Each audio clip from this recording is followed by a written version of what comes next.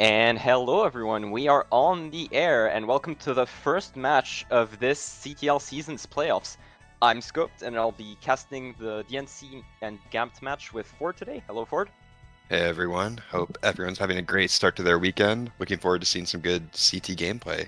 There's a lot of it on the way. We're actually having the D1 match right afterwards as well.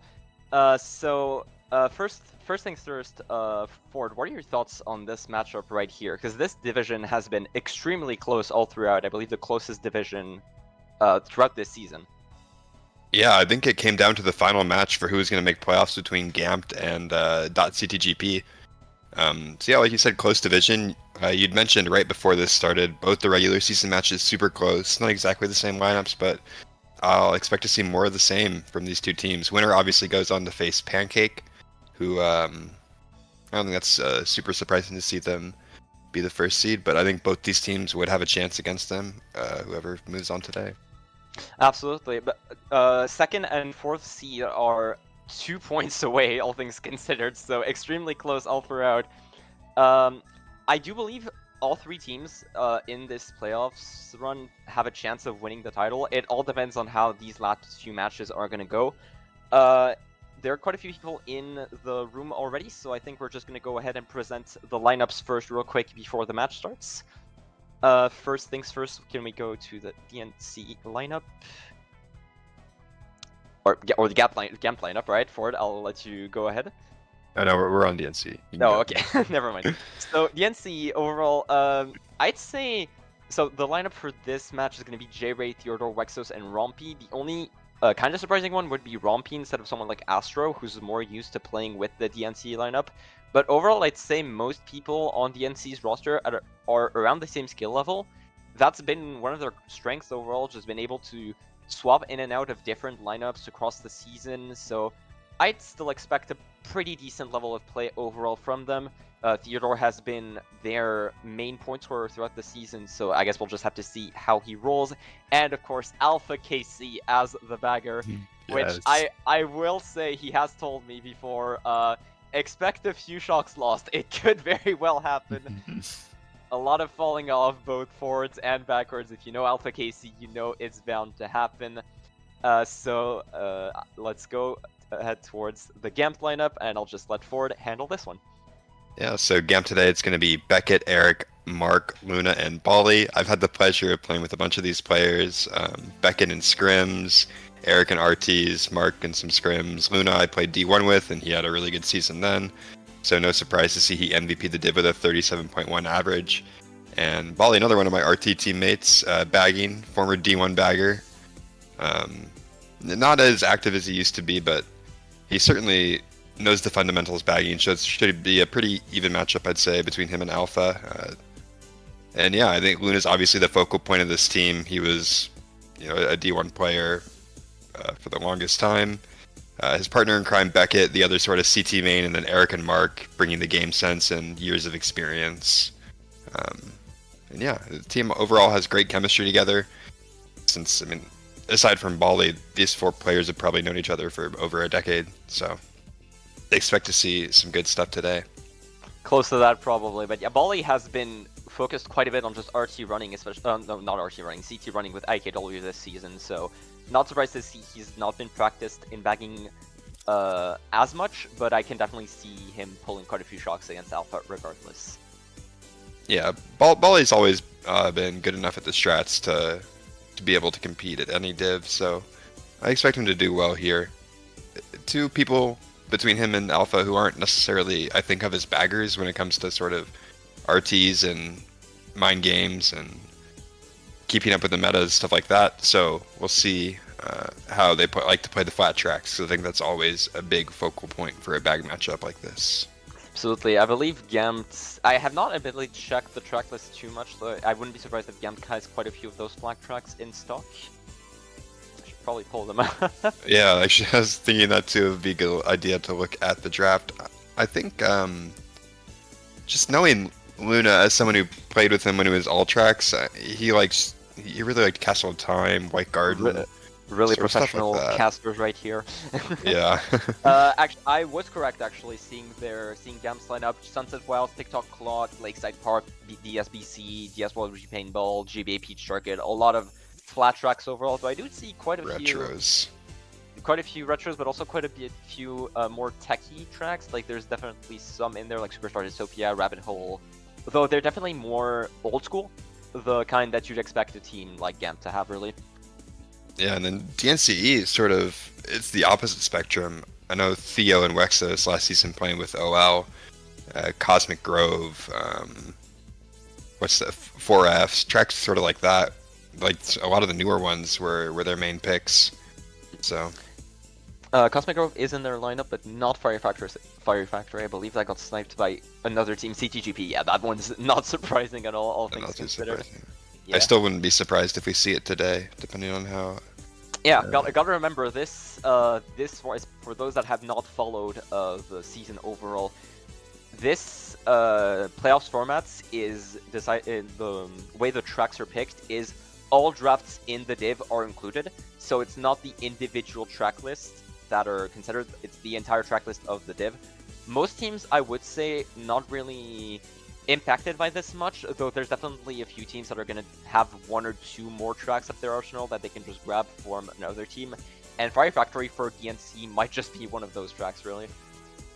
Yeah, then an important note that won't be super relevant today since there's only going to be one match, but teams can repick match 3 tracks from match 1, so we won't see teams trying to save tracks that they maybe want to pick in a later match or a different situation. And we're just going to see the heavy hitters, their best tracks right away, which I think is great. It's going to lead to more quality gameplay. I would say it's also a great change overall. There's definitely been, like for example, I know a lot of teams just burning tracks match 1, try and just make sure they hit less for like match 2, match 3. That's going to be less of a strategy now, simply because of the fact that those races are going to be picked up back for match 3. But enough of our yapping. The room is starting finally for this first match of the D4 playoffs. What tracks do we expect to see here? Maybe like Siberian for DNCE, and then probably Sunset Wilds for GAMT. I know that's Mark and Luna's sort of go-to. TikTok Sunset Wilds indeed. Sunset Wilds indeed. A pretty standard evens pick, all things considered, for those old school teams. TikTok Clock. A bit more surprising, though it is pretty running-centric. I guess they just want to try and get into the front as much as possible on the first one, try and get their confidence up right away. Abandoned Boardwalk, though, banned track. Unfortunately, okay, it's fine. No minus 20 right at the start, thankfully. Eric, an iconic off-list picker. He picked one season in Balls. He picked the Grand Archives when it wasn't like allowed yet. So Eric's no stranger to that. We'll see if Luna can get into first here. With an American in front of him, he might just be able to start ahead. Guess we'll see. Depends on the lag, and he barely doesn't actually. J-Ray actually, not Astros. Managing to stay in front. Marquee drafting, but not able to stay in front. Oh, that Shroom in second though. Gonna be able to change the tides quite a bit. Yeah, insta Shroom into first. Might have outlined him there anyways, to be honest, but we're going to see Beckett Shroom up as well. Oh, he's a TC, though. Quite unfortunate. Maybe back that pip tight instantly. Gonna hit, actually. It's, Maybe a bit of block on the cuts? No, he's gonna save that Nana, try and not get hit out on the straight line ahead. Pretty correct choice, I would say. Yeah, definitely. We see Eric in second. You never want to double back with Eric in second. He has one of the worst reaction times I've ever seen, so Good to know, I suppose. Probably would be best to change POVs there, considering Luna is probably going to run for quite a bit. Oh god, J-Ray has massive delay on this as well. Oh yeah, there's the lap 1 fib. Beckett's already a shot being pulled out, actually. One of the baggers is gone to 10, and Alfred one shot there. Has to be a dance shock. There's no way GAMT would ever call that. It is indeed a dance shot. So GAMT now is on to actually really throw Luna. Gone in first, though, not gone in first. It has a decent bit of a break there. I think that might have been the Dodger. Oh, actually, that might have been a Dodger. Yeah. No, yeah. It is a Dodger, yeah. So I believe Dance is still in first for now, though it is much closer than it was before. GAMT in the mid pack there. Eric with some frontal presence. We're going to see Luna chain this Shroom for a Mega. That could be good. That is absolutely the pick, the thing you want here. Though Wexos being wheelied out regardless of that Mega. GAMT now in 2-3-4. Gonna be able to salvage even after that shock. Ooh, great T-Pow there. Good POW. Luna handles it pretty well. But oh, Rompe dodged the POW with the Shroom. I believe that is 1-3 for. I believe that is 1-3 for Dance, with them getting bottom 2 still. Yeah, pretty even race. I think it comes down to the bagger point for who wins it, but that's a great start to the series. You're absolutely happy if you're GAMT there after that first shock, regardless. Though I believe it was still only one dodger, if I'm not mistaken. It looked like 1 or 2 dodgers at most. It didn't seem like too race swinging of a shock, if that makes sense. Definitely not a bad one per se. 1-3, 7-8 for Dance exactly. So pretty even race overall to start us off. Quite exemplifies quite a bit the results of the matches those two teams have had already, which were played and just nail biters overall. So I suppose we're just gonna have to keep that trend going. Yeah, absolutely. It's the shock was a lot better for Dance than I thought it would be. I am never really a fan of using shock slap 2 on CTs. Oop, and Luna's stream died. Oh, that is quite unfortunate. We still have a couple POVs that aren't 30 seconds behind, so we should be fine for the time being until they reset their stream. That should all be good. Regardless, though, GAMT with that bagger point managing to barely edge out DNCE for that first race on their track pick. Not exactly something you'd want out of your signature pick, though. It was their first drafted pick of the season, so less of a dominant race that you'd want. Granted, Luna not managing to get in first at the start there definitely handicapped them a lot more than you would expect. Obstacle challenge. J-Ray fixing his delay, I believe, seeing the way that he's on the track select screen right now. Canyon run, Canyon run for 1-3, interesting. 1-3 bottom 2. Not exactly the kind of spot you would expect for. Oh no, mid spot. Sorry, second mid spot. No, that makes a lot more sense for Canyon run. And 1-3 bottom 2 Obstacle Palace being picked once again. A pretty usual track pick for DNC. My mistake.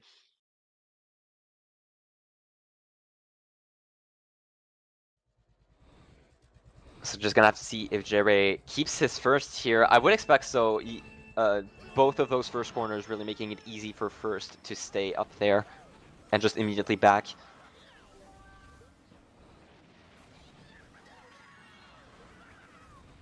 Ups Charlie Green now. As he sees Eric with the red behind him. Should be a bit passive here. Where did that green come from? Holy. Someone must have thrown it in the cut. I like the idea.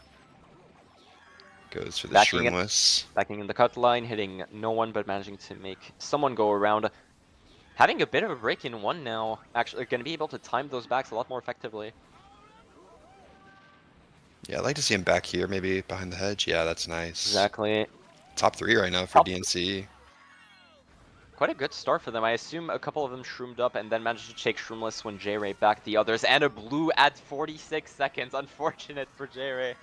But DNCE is still in great spots regardless, 1-3-4. And I believe that was Luna being backed out of second, so top 3. Oh, that was Marky. That POW not managing to do much. Marky being forced in Mega, going to be able to take cut alongside Luna. So still GAMT trying to keep top slots as much as possible. Someone bonked the wall, not exactly sure who. And someone ate the fireball. So a lot of people dying overall with Luna trying to stay in one. J-Ray triple Shroom is going to be able to catch up quite a bit. GAMT in top 2 now, and J-Ray being trailed out by his teammate. So GAMT, even with that start of the race, managed to catch back up, and actually Eric failing Shroomless right as I say that. Unfortunate. Surprised he went for it, to be honest. Eric's a notorious cut ducker. But granted, with DNCE being so close, you kind of have to. Otherwise, you just let yourself get sandwiched between those two with unknown items. So it is kind of awkward in general. Jerry might be able to get closer to Luna, but I don't think he's going to be able to pass him even with the cuts. It's going to be close. Oh, Luna having more shrooms than one, actually, and Ooh, calling shock right after. Theo dodges. I think Beckett dodged as well. And maybe Eric got into set or dodged. Hard to tell, but Theo's going to be into second. Didn't get a chain when dodging. Might have spammed that mega. Maybe predicting. Luna, though, with the green there, could be really dangerous, especially considering that GAMT is in a lot of the top spots, 1, 3, 4. Yeah. Ops just back it tight, make Theo lose a little bit of time. Ooh, That big shroom shroom second is second. huge. That is gigantic for the cut at the end. Both baggers sitting at the set here. Yeah. GAMT's 2 POW spots right now, so that could be something to note in the back of your mind if you're Theo. Just need to give yourself as many hop dodge places as possible. I'm not a fan of that nano throw. You kind of need that protection before the cuts. If he gets ready here, it's going to be over. Should be fine as he crosses this turn now. That was like the last spot. Luna last back, maybe. Not going to be enough. Theodore getting in. Oh, actually, Luna managing a huge Great fight green there. from Luna. Not going to be able to get Eric a spot, but huge from Luna to be able to keep his team in the race there. Oh, not in the race, but just getting first. And that is the bottom 3 for DNC. Huge from Luna there to secure first. Yeah, a nice another GAMT shock at the end, dodging Mark, and with that TC acceleration for Beckett, able to hold on to 5th. 1, 3, 4, 5. That is a lot bigger of a race. On DNC's track pick as well, those 2 shocks coming in really clutch, both from Luna just to secure his first after that first shroom cut on lap 2, and then just that second one dodging 2 of GAMT's members, and just with the TC being able to gain Beckett some time as well. Yeah, what a snipe though. That was great. I fully expected him to back at the corner there, but just straight up going for that snipe at the end, and it paying off tremendously. That is a nice 6-point swing there. Yeah, fortunate for Theo to be able to hold on to second. No combo item for Eric. I didn't see if he took cut, but I do not believe so, seeing how far behind he was. yeah, and there's the Cosmic Grove like we mentioned in the pregame. Absolutely, you mentioned it, and it's not surprising to see it coming out with them in bottom 3. TikTok clock from GAMT. Pretty expected in the 1, 3, 4, 5. Just gotta be careful of that second potentially bumping out first or fourth here. Rogue Castle of Times as well. A little Castle of audible after the track pick. Interesting with DNC being in second there. Castle of Time could come back to bite them, but I guess we'll just see how it goes. And no, it'll be Cosmic Grove. Quite the. Would it be controversial to call it unpopular, Ford? I would say polarizing is a better word because there are a lot of people who picked this in Lounge, and it drives me crazy because I do not like this track at all. That is fair. Polarizing is probably a better word for it. So Theodore, they're gonna be getting that branch trick, trying to break into first already. Unfortunately, not getting the stick, but getting a shroom second, even better. Just gonna be able to go into first right here. Green bouncing, Luna maybe trying another snipe. Someone else from DNC coming up. Yeah, interesting to see him shroom there. Oh, there's a big cut and a mega box at the end of the lap. I've seen the screens come up as scary. So many greens bouncing, but Theodore managing to keep into first alongside his teammate Wexos in top 2 now. Volley was in 10, but he just spun. He might have taken a TC based on Wexos how his having one more shroom indeed, going for the cut up there, gonna break into one with possibly one last shroom for the blue. Someone else being up there as well. It's Marky. So GAMT breaking this top 2 right away, trying to shroom up. This must be Dance with Triple Reds. I honestly would have liked to see Theo let him pass, because there's a chance Mark has another shroom. It could have been 1 through 4. Good to pressure him out, but oh, Nana's really tight. Marky being flung wide from that. So top 2 now, really good Nanas by Wexos, forcing Marky in a really awkward line. It might even be top 3. I think I saw Rompe in 3rd, but no, Mark's still in 3rd. Marky's still in 3rd. Cut might change that. No one taking gut actually in top 5. Bomb back tight, hitting out Marky, I believe. That is now top 3 from DNC. Great job keeping that bomb, making sure that Marky wouldn't be expecting a bomb in second there. Yeah, Bali going around all these off-road patches, so he has Shock or Bill. You figure it's Shock just because he didn't jump off earlier. They kind of need Shock given the other team's top 3. Nice Mega. cut from Thea. It must be Shock considering that Mega at the back from Rampage is trying to not get his teammates TS'd. Shock on the mushrooms, not gonna be able to make them lose a lot of time. Beckett dodging in a bill though. J-Ray chaining Blooper unfortunately, so not gonna be able to catch up to the GAMT members unless he pulls golden here maybe. Another No, blue. unfortunately. Still a really Beckett good race. maybe get hit online? No. No, not quite. DNC is still top 3 or top 247 overall. Really good race from DNC, managing to claw back after that Obstagoon race. Yeah, I think these are the type of tracks that DNC can really look to abuse. Not that this track's much of a gimmick, it's just a newer track with a shortcut you kind of need to know. So yeah, I think, possible knowledge check just in general from an older team yeah. like GAMT. Though I will say, great play from the Nanas there around the Shroomless. Definitely just allowing them to get that top 3 with Marquis being first wide. Yeah, really good poise from Wexos. Backing on cuts like that can be difficult because that cut isn't precise, but you know it's easy to fail at the same time. So very nice. DNC now back in the lead with a 21-point race, and let's check something real quick because we did not see the race results on the stream. It was indeed the top 3 from DNC. Rompe managing to keep third by 0.2 actually, so barely clawing out that top 3 to get back in the front. Once again, a really close match between these two teams, even before the end of the first GP.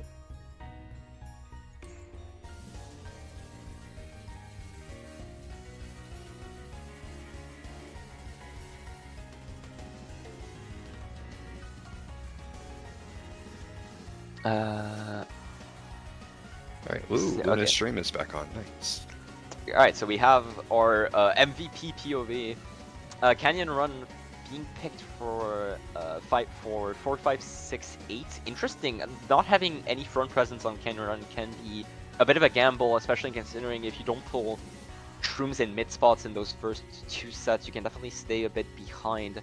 DS Warrior Stadium, though, absolutely not a surprising pick coming out of DNC in top 3. Absolutely, yeah. One of the meta runners. Always the gamble. Oh, I know too well. After last weekend, back-to-back matches for my team with some random shenanigans. Yeah, I know full well, but I feel like a lot of teams have done this mistake at least once this season. In all fairness, but that is not what you want to see if you're GAMT. DS Wario, one of the most infamously running track picks in the format right now. DNC gonna try and keep this top 2. Luna in for their one saving grace, managing to get into third easily. Single red, but Theodore trailing that red, not hitting, and being sniped out by Rompe, I believe. Yeah, really nice green. Luna's gonna be stuck in the back now. Both baggers going immediately is interesting, not opting to risk a box 9 or sit until 17 when... I will say I like that. I will say I like that play from J-Ray, staying in 8th, trying to deny dodges to try and just make sure his team stays in top 3. Sacrificial lamb, but one that you need when you're top 3 in this sort of race. Yeah, absolutely. Mega from Luna that he's deciding to keep. Interesting. No, both of Beckett are still going backwards. I doubt anyone has shock already. Beckett with a bit of delay, but in 4th, so probably our best shot at seeing if top 3 managing to stay back up. Rompe, controller DCing maybe? There. Yes. Some external factor taking him out of 3rd, 3-4 now. And Bali was in 10. And Marky immediately backed by Wexos instantly. GAMT being stuck in the mid pack now with top 2 being pretty much gone. Green being dodged. Wexos timing that well, but barely too wide. Yeah, they kind of just need to hope Bali gets shock. I would have liked to see Baggett trail that green, try to get blue, because I think that's blue and power kind of their main win cons outside of shock right now. They need a utility item. Pretty good driving though. He gains on Eric. Blue, pow, pretty much anything. Bomb can be good. Could be, but there's... With how twisty this track is, Oh my god! Okay. Oh, that's everyone dying. That is everyone spinning on the track. Top 2 being even further gone than there already are. Is GAMT in 6-7... 3-4-6-7, I believe. And I think I saw Bali and Bill, so it's gonna be a DNCE shock if anything. J-Ray could have a dodge. He got back bombed, but then he got a box 8 the next set. Beckett gonna have to chain. I'm expecting a chain star here, just trying to salvage as much as possible. Indeed, and J-Ray and a star right behind him, activated later, so he could be called out here. Yeah, it's a tough call with the European bagger, but he makes it happen. Makes it works, and that's DNCE gonna be at least bottom 3 for GAMT. That is gonna be bottom 2 with Luna getting into 5th. Yeah. But a huge race from DNC once again. Then again, what do you expect when you come into DS Warrior Stadium with that top 3 already? Top 2 from Wexos and Theodore just running the entire race. J-Ray staying in the back, and Rompy just fighting in that mid pack, but it is what was needed. And that is a plus 25 race for DNC after that top 3-5. Wow. Oh no, Luna was behind actually. It was Marky breaking that top 4. But 2 back-to-back huge races from DNC breaking that trend. Yeah. Though granted, most... Oh, sorry, go ahead. No, go ahead. I was gonna say, like, after the first 2 races, it looked like GAMT was sort of gonna get a foothold into the match, but DNC responds instantly after 1 GP up 28. Theo and Wexos really proving that the main duo for this team. Insane frontal presence on nearly every track we've seen so far. Great backs as well, just in general. As soon as Romp was dead in 3rd, immediate back coming out of Wexos onto Marky, I believe, just immediately recognizing that they need to break away further and just making sure that they keep that lead. GBA Rainbow, GBA Lakeside. 2 retros, once again, befitting of the spots. Insta picks right there, both teams really locked in. So Rainbow Road actually coming out for top 3-5. The one saving grace for GAMT could be a draft here. If Luna manages to get, no, not Luna, Marky. If Marky manages to get that draft in 4, it could be disastrous blocking cuts after. Yeah, Luna could honestly draft Mark in 4 too. Get him into 2nd or so. Well, the double draft. Marky not getting the draft, but Luna actually managing to do so. Caster's Curse right there from me. And Wexos trailing him out. I was about to say, I like Luna's odds to get into 1st. Good play from Eric just to star. They need 1 player up in the front. See both baggers going back towards the strat. It is kind of a difficult one. GAMT being forced around, not wanting to risk that Shroomless here. It can be easily blocked.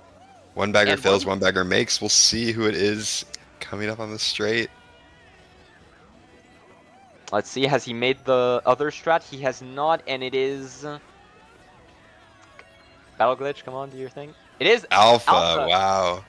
DNCE in 1-3, though that TC in 3rd might just be enough. That back from Wexos, unfortunately not connecting, so GAMT now in 2-3-4. That DNCE shock might come in clutch, with Wexos being their only frontal presence on this track. A blue or POW really... Oh, there's the POW. Wow, nice hop dodge from Luna. Styling. Unfortunately, yeah, there's not much you can use it for a Shroom here, though it could be used as, like, maybe a surprise item. I don't know. We'll see. I think it could just be good if they can, just gonna Shroom up. If they got blue, he'd have a Shroom in 1st for 2nd blue, but I like just burning it there, get some space. Try and reduce the lead as much as possible.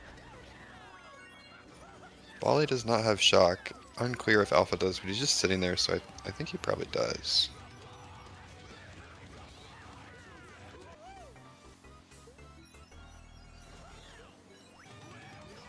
Interesting. Nana from Wexos. Still 2-3 for GAMT, and 5th as we see Beckett, the 1 Daisy in the room. He can pretty freely back. Ooh, that is shock. Beckett actually having his Mega being immediately shocked out of him. Theodore not managing to store him, but that is huge from DNC right there. Managing to get into top 3, Alpha KC. That strat really coming in clutch as we expected. DNC up for a 3rd big race in a row. I don't believe there's time for a 2nd shock here. No, and even if there is, they're in 9, it'd be unlikely at best. Alpha should just avoid all boxes. I mean, one of the baggers is in Bill right now anyways. Not sure. See if Luna can maybe make a play on this last turn, get into break the top 3. Get it. Oh, that blue could be enough to break it at least a little bit. Interesting, he swerves away from the boost panel. Well, know if it cost him. considering how close Luna was, and considering how his teammates were right behind him, you're kind of forced to here. Otherwise, you just risk getting your teammates in the blue and getting Luna up there. So I don't mind that play, all things considered. Overall, still a great race from the DNCE. Yeah, definitely positives and negatives to it. I think had he gotten comboed, he would have regretted that decision, but it was a pretty quick blue, so there's not a ton of time to make a clear plan in the comms, so good to play safe. Yeah, 3-4. He might have beaten Eric still if he stayed on the boost panel. Hard to tell. Still top 256. You can't complain, especially being this far in the front already. Now up 41, coming into the halfway point of the war. Yeah, definitely. Wexos MVP after 5. Really astounding pace, 50 after 5. Rough one for Beckett so far. A lot of the newer tracks, and that one it looked like he was just stuck sort of in the mid pack. Been a few races without a shock from Bali as well. Need to see maybe a shock if it's like a Lakeside Park or a Final Grounds. Both tracks I know he knows the strat on, so we'll see what he can do. I'm not sure I like the Final Grounds pick for such forward spots, to be honest. I think they're better runners. For top 256, it is definitely interesting. I don't mind it as much considering that they're second, but oh, well, Lakeside Park anyway. Castor's Curse once again coming in clutch for GAMT.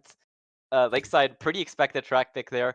Their Shroomless is gonna be, which is usually considered low div killer, though I don't doubt that most people in this lineup can make it pretty much 100% of the time. I only recently learned this one 100%. Got first in the last Milky Lounge race I played on it. I am admittedly surprised that for coming from you, but of course, waiting a little bit just to make sure that baggers could potentially get a star, and a huge pull from Theodore getting a golden. Probably gonna wait until the second leg of the race there before the ramp before the shroom cuts. All those big turns with the off-road. He's gonna go here actually. Yeah, indeed. This is pretty good actually, yeah. Yeah, this was about what I expected, just getting himself into second, potentially first, and chaining into that set right here. Luna now having some competition in the front. Luna's ahead though. Definitely both ahead on their screens. It's gonna be an interesting cut coming up here. Luna may back right here to try and get Theodore on the ramp. Not willing to risk it. Oh, back nice afterward though, and getting comboed by the POW. Comboed again. And comboed by Eric. Eric making the cut, by the way. That's not something I expected to see. Great plays overall from just GAMT overall, chaining that back green into a POW, into another green, making sure Theodore gets back into third. J-Ray with the golden though, managing to get up there. We're going to probably get into second, but Luna now has a break in first after that combo. This is pretty much only blue to get him out of first by now, unless there's a huge TS after the ramp. I think Pau could probably get him out of first too, assuming J-Ray can still take cut in second when it comes. But yeah, they're gonna need blue or Pau or shock, of course. One of the baggers rooming. It's kind of hard to see the bottom of the map where they hang out. With both baggers still hanging out at the set though. I don't believe anyone has just yet. Bolly going for the strat maybe? No, it's just shrooming, just trying to distract themselves from the fact that neither of them can pull a star probably. DNC in 2-3 now though with Wexos shrooming up. Luna's still gone first, but not a bad race for DNC for now. It's really going to depend on power items at the end, really. I wouldn't be surprised if a member of GAMT was holding blue right now, all things considered. Ollie made strat, I think. I think I saw one of the baggers pop up at the top after the ramp. And Beckett with the star could be really potent. Oh, Pow forcing him out. And blue. And I don't know if they'll shock here, but we'll see. I do not expect it, no. It's still, they're still holding on to it. I don't believe Bolly has hold yet. Yeah, I don't think they have it. Still 3-4-5. If Bolly can get it and they can TS the three of themselves here on this ramp, that would be really good. Those shrooms by Beckett will be enough to get up there, though. Oh no, he goes over! The TS is failed. He didn't go over on the right side there. I think this still should get Luna into first, and I think Eric... It is going into first from for Luna. Wexel's getting second though. If 2-3, Luna, if Beckett dives off on the right here, he guarantees TS himself and just makes it in front of two members of DNCE. That is a pretty big misplay there. He probably Yeah. expected to just make it through even if he went full straight, but securing that TS is really important there. I'm surprised that it was not either it was a misjudgment call by Beckett or he didn't want to TS himself for some reason. Maybe he's not confident with the cut. I didn't see his pop the other races, but not that's the race you were looking for if you're gamped with shock on that track. That's 2, 3, 4, 6 for DNC, even with that shock, with them TSing 2 of them. GAMT just DNC is just having a pretty huge lead after that blue. As we said, that blue really deciding the top spots there. Luna's still getting first though, regardless. With that TS. Yeah, nice cut from Luna to salvage the race. I'm not sure if Eric failed the cut or just opted to go around or didn't get TS'd at all. I didn't actually see where he was after he got hit by that back green. Was a bit of a mess overall. Aqua Dungeon and the Rabbit Hole being picked by GAMT there. Old school track pick as expected. Though the updates definitely made a few strats easier. It's not as much of a skill tree track as it was before, especially the little branch before the shroom cuts. Though it is still the sort of techie track that you need the knowledge for. Yeah, and it is a Rabbit Hole fan. Actually. I'm expecting another one of Luna's best tracks. I'm expecting some jokes in Twitch chat as we speak, but let's not focus on that. Great spots for Rabbit Hole overall, though. Just first and bottom spots, Luna. I'm fully expecting to just perma run this, having quite the break with the tree cut at the start, and just the rest of GAMT taking shrooms just for the cut afterwards. Yeah. Also something to mention, Alpha KC in the Twitch chat. Focus on the match. Get out of the Twitch chat.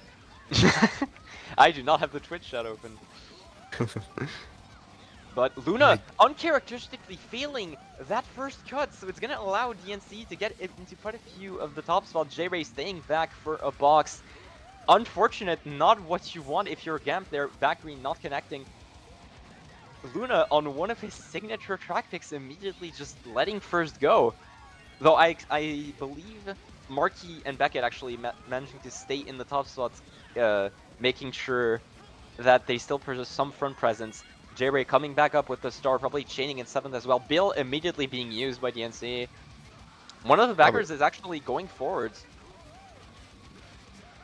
Backball on Romp, not going to be able to dodge that one. J-Ray pulling TC in 5, trying to schlag as much as possible, and hitting Marky, Eric. I believe.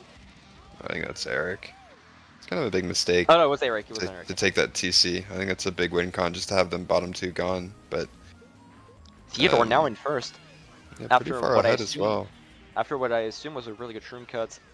J-Ray in Mega trying to head out Luna as much as possible. J-Ray doing the schlag job quite a bit over this entire match. Yeah. Bolly's at the set in 10. I don't know if he has it yet. Luna getting planted. It'll be an early shock if they have it. They need to sort of try to reset the race. And blue from J-Ray gonna be held with DNC in top 2-5.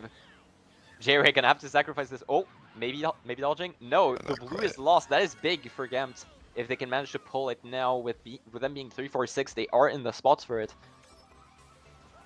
Yeah. Ooh, Beckett failing interesting cut.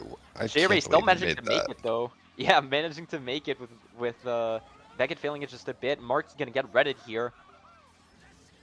DNC still in really decent spots, even with Wexos, a bit of a fail there. And pulling a TC in 4, that is going to be big if he can't pass it to Beckett or Luna here. I think he'll struggle to get this to one of them. J-Ray cutting. 2-4 for GAMT right now. I think they have shock. I think Alpha just build, if I can read the map correctly.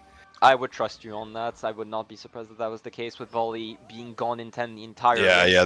There's Volley. Alpha just build. Interesting fib there on the mushroom. So there's a lot of good shock spots, but I thought he just DC'd. Would have been quite unfortunate. Beckett losing his red there. Surprising that he didn't throw it at J-Ray actually. And Luna being redded for that. Yeah. GAMT getting into second once again.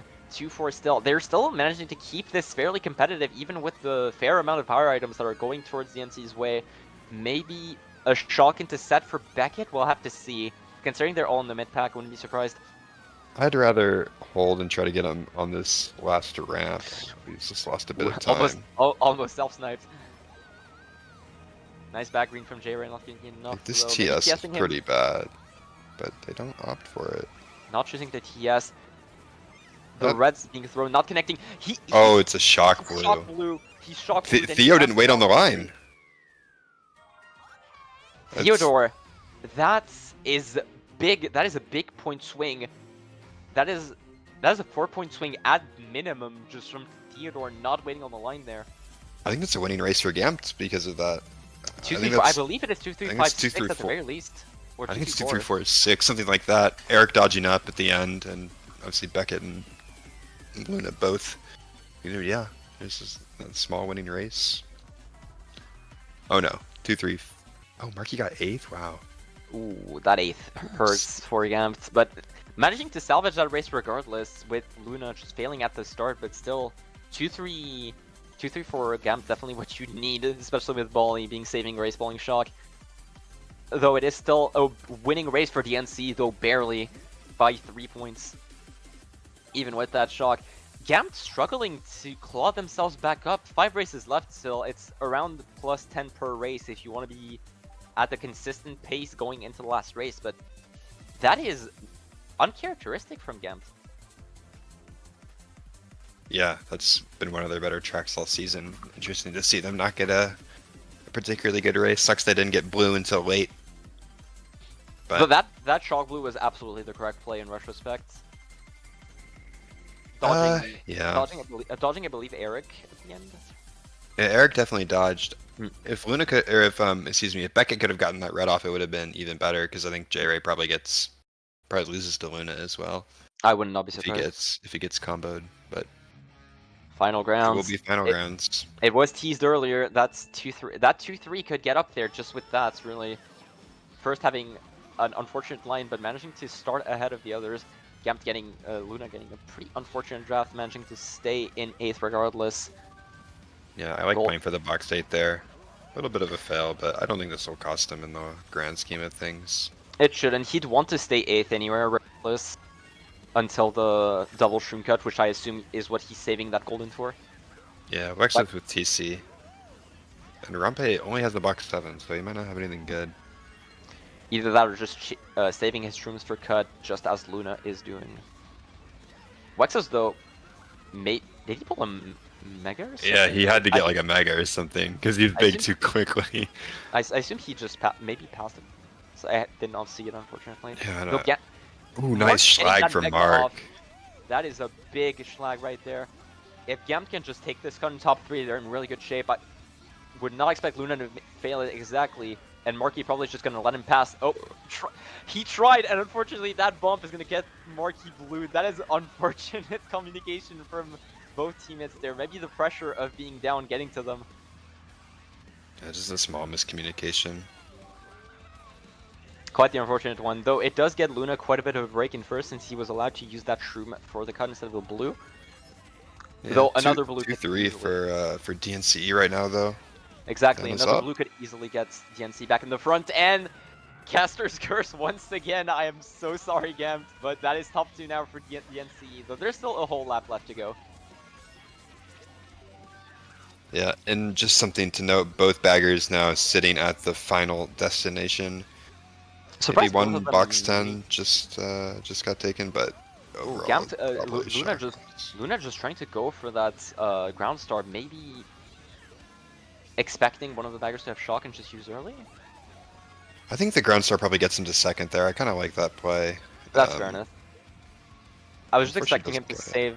I was just expecting him to save that shroom for a cut that saves a bit more. Romp losing quite a bit of time though, and never mind, he just pulls another shroom anyway. So he's probably going to be able to get into second there. Oh, never mind, Romp actually taking that shroom cut, but it doesn't save as much time as this one. So Luna now in second. T-Pow and Wextos preventing him to make cut. Luna could get in first here. Hold your breath. He makes really nice cut with the slip out too. Oh, blue? Another blue. And this time he dodges it. Wexos gonna get blued out after the boost panels. Blue in the middle of the track, but J-Ray now in first with Romp right behind him, lagging out a bit in front of Luna. Still good spots for DNC even after that second blue. Third blue, actually. Pretty unfortunate for Luna. He just hasn't had a lot of supporting teammates in the front this race. Second, That red should hit, I think. second red. Ooh, that shock. Shock to cancel it. Shock to cancel it. Romp got third, I believe. That is 1, 3, 5, 6, or 7? I'd say maybe odds for DNC, probably, given what just happened. They'll be really happy with that, up 53. Regardless, good. Yeah, exactly. Good run if you're DNC. Luna making that cut with the slip out and still another blue to get DNC in the. You've gotta feel bad for that. Or top two, 5, 6. Romp keeping third, even with Beckett dodging with Mega, I assume, given how fast he was, even when he was small on Luna's screen. Top 2, 5, 6. The lead now extending to 68 going into GP3. That's rough. That is pretty much top 2 every race territory or something along those lines. If you don't get a huge race in those first 2. Yeah, interesting to see what strategy GAMT opt for here. I'd honestly be going something like Sky Garden or Big Nature City and just banking on Shock for a big race. I think that's sort of the easiest way to get back into this for your team like GAMT. We don't necessarily have gimmick tracks they can abuse. Peach Circuit, that is pretty much bang on. TikTok though, just trying to secure this war with one last running pick. But Mr. Bean is favorable to GAMT there. That Peach Circuit race could be exactly what they need. Yeah, this is an IF track, so I think he had some experience on this one this season. Actually, did y'all have it this season? We did not have it because Alpha unfortunately called it when it was not our turn. Oh, that's right. I took it. Exactly, I was sniped out by you guys, but let's focus on the match at hand. Luna immediately pulling triple greens there, quite the great item. Sniping out his teammate, unfortunately, with the Daisy. Mark getting into first there. Maybe one last snipe attempt. Eric, just a lot of team killing for GAMT right at the start. Unfortunately, he's just gonna have to shroom up afterwards. Granted, Peach Circuit is absolutely one of those tracks that you can get back up on at the start, especially if you pull a star early. Theodore staying in 8, trying to prevent another dodge for being pulled, but Luna already has what he wants. Alpha in 10 though, that is quite the unfortunate sight for GAMT. We'll just have to see how this pans out. If any bagger uses Bill or chains any items, we'll need to check it out. Alpha shrooming or starring. Bali going around. It could be GAMT Shock already. Either that or just holding on to Bill. I think it's possible for Theo to have Bill right now too. But Bali build, so. Oh boy, DNCE is gonna pull Shock. It looks like DNC. Alpha maybe has it. DNC in a great spot right now. Yeah. If any of those bottom spots have a dodge, that second set is going to be brutal. And no chaining star to star either. Going to try and star out J-Ray, try and get a dodge out of him. He can't make it. That's going to be a shock being called right now. Oh, that is way later than I thought this was going to be. Luna getting a ground shroom, but J-Ray with the golden. That's going to be top 2 for DNC with that Alpha KC shock. Yeah, you had the track pick. You had the track pick that you needed, but it is not going to be enough.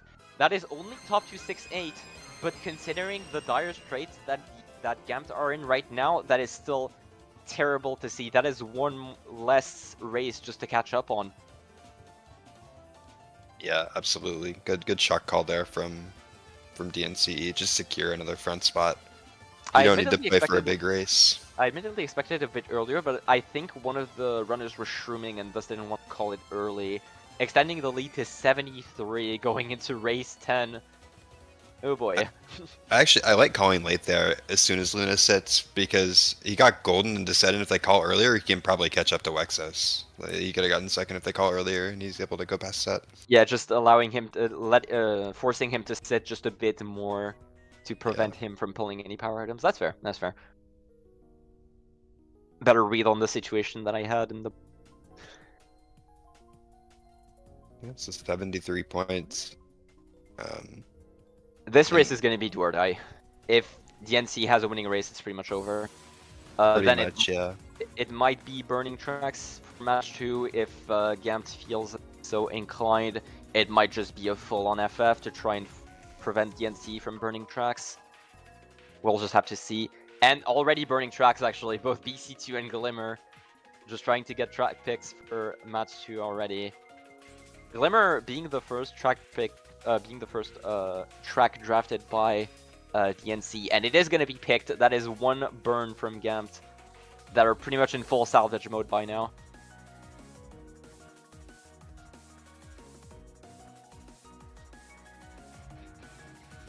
Yeah, they'll have to pretty much play for top 4 of the race if they want a chance. I guess top 3-5 would probably be enough as well, but just trying to get this track out of the way for next match.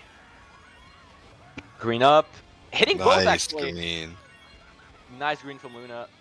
Not going for the VKT cut, unfortunate. Would have loved to see it on stream. But Luna now pretty much gone in, not gone in first, but has a pretty decent break in first, and Casper's Curse. Yeah, unfortunate trick ramp there. This ramp is GAMT? also really annoying, as Oh you see him my fall off on it. God, oh no. Oh no, Luna. Now, and failing the respawn boost as well. Oh no, the mental boom. You can definitely feel it a little bit. Theodore shrooming up. He's gonna have enough golden to get onto that, and Romp and Theodore now in top 2. That is Ooh, wide. this is not how you do that. Unfortunately, gonna lose quite a bit of time there. I'm not gonna be able to get it, to get up either because of that trick. A lot of fails from both of our POVs, but DNC still in top 4. Not that they need a big race at this point, but just staying up there is going to be more than enough. Eric might get right at the ground star there. Doesn't save that much time, but it is always nice to have. DNC in top 2, 4, 5 now with quite a break on bottom 2. And Top 4 now. Oh no, Eric's first. Eric got a snipe off onto Romp and just now going in first, their last line of defense. Yeah, Eric needs to try to hit him out on this straight because knowing Eric, he does not like to do this beginning cut, so he could just instantly lose first again. We're just gonna have to see at this point. point. And there's Oh, a blue well, anyways. there is brutal. nothing. There is just no need for any backs to happen. Theodore choosing to go around. Shock for GAMT. That is absolutely a shock for GAMT with Beckett dodging in Bill there. That is big. Both of their main runners unable to take cut. Now Beckett going to be able to get into first. Ooh, that is not how you do this. So Theodore's going to be able to stay in first after that. Don't know if that was just a misclick or just trying to play it safe regardless. But as long as the DNC hold first, they're pretty much golden here. Though they still have J-Ray in third, trying to snipe out Beckett.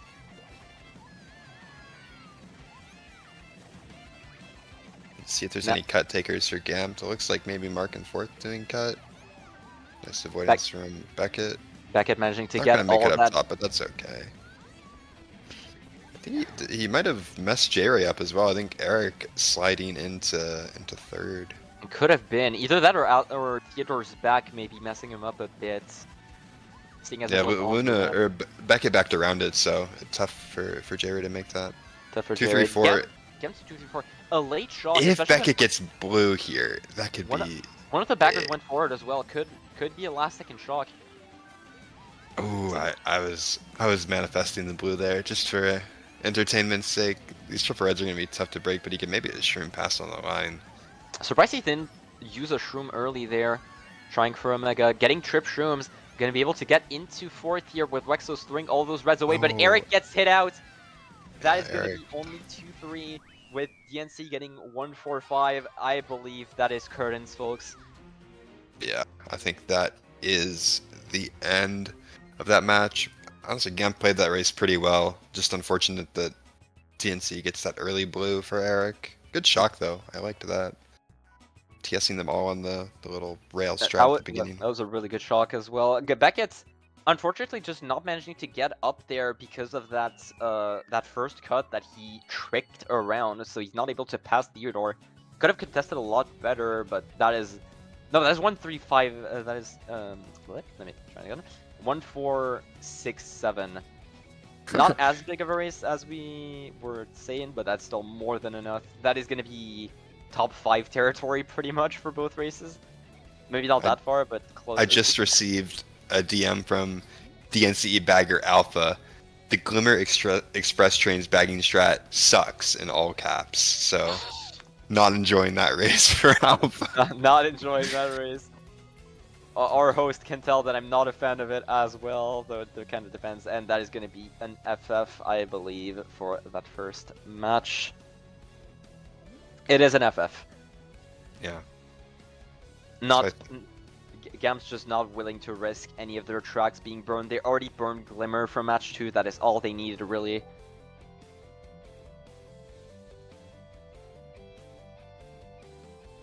So yeah, that's it for match 1. DNCE with a pretty comfortable victory. They were, after the first 2 races, they sort of composed themselves on what was that, Cosmic Grove, and just never looked back. I'm not sure. Is that going to do it for us today, or because what time does D1 start? D1 starts in 15 minutes theoretically, so it is gonna depend on what our host decides here. Though I believe we'll maybe get a couple races of this match too before the D1 members get into the room. We'll just have to see how it goes. Yeah, I think we'll just try to like play as many races here and then switch to D1 once the room is up. That is valid. For those that want to keep this match going, you still have the the streams of our POVs here. So Luna, J-Ray, Beckett, all of those guys are probably still gonna stream if you want to keep this match in the back. Yeah, I'll put a few Twitch links in the chat, just in case you want to keep watching this match. What's the appreciated? Twitch? Should follow it. Luna's Wii crashed. Unlucky.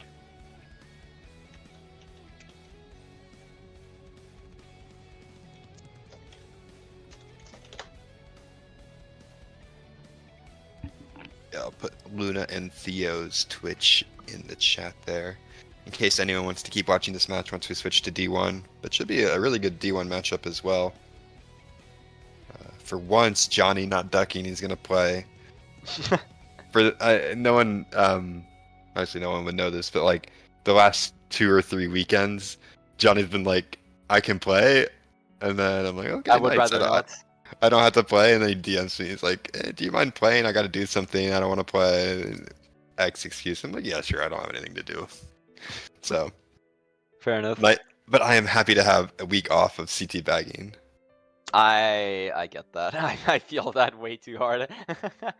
But yeah, unfortunately, not gonna have you casting alongside me anymore, simply because of the fact that you're biased. That is not that is not the main reason, obviously. No. I honestly, I would like to cast that match, but my younger sister's in town from university this weekend, so I'm gonna spend some time with her. Be a good brother. That is valid. Which is rare for me. Alpha says no weeks off. I don't have your grind set, Alpha. I'm not built like you. Both of us played 10 out of 10 weeks this season, so I suppose we both have it. You went 10 weeks off. Real. Actually 20, because I also bagged for Flag all 10 weeks, so that is 20 out of 20 weeks. Intense. I'm trying to think how many I played. I missed a couple matches in Ball. Just because we wanted to spread the weeks around. I think I played 8 in Ball and maybe 8 in 6C. That's still quite the respectable amount. Yeah, I was pretty active this season. I knew I would play a lot of matches running. I wasn't sure how many I was going to play bagging, just because I did not practice as much as I should have, and my shot counts showed, but it was still fun. Hey, 16 out of 20 is the passing grade in Europe, so... America it is too, so... I would expect so. Wasn't. It's a bad grade though. B-, entering that C territory.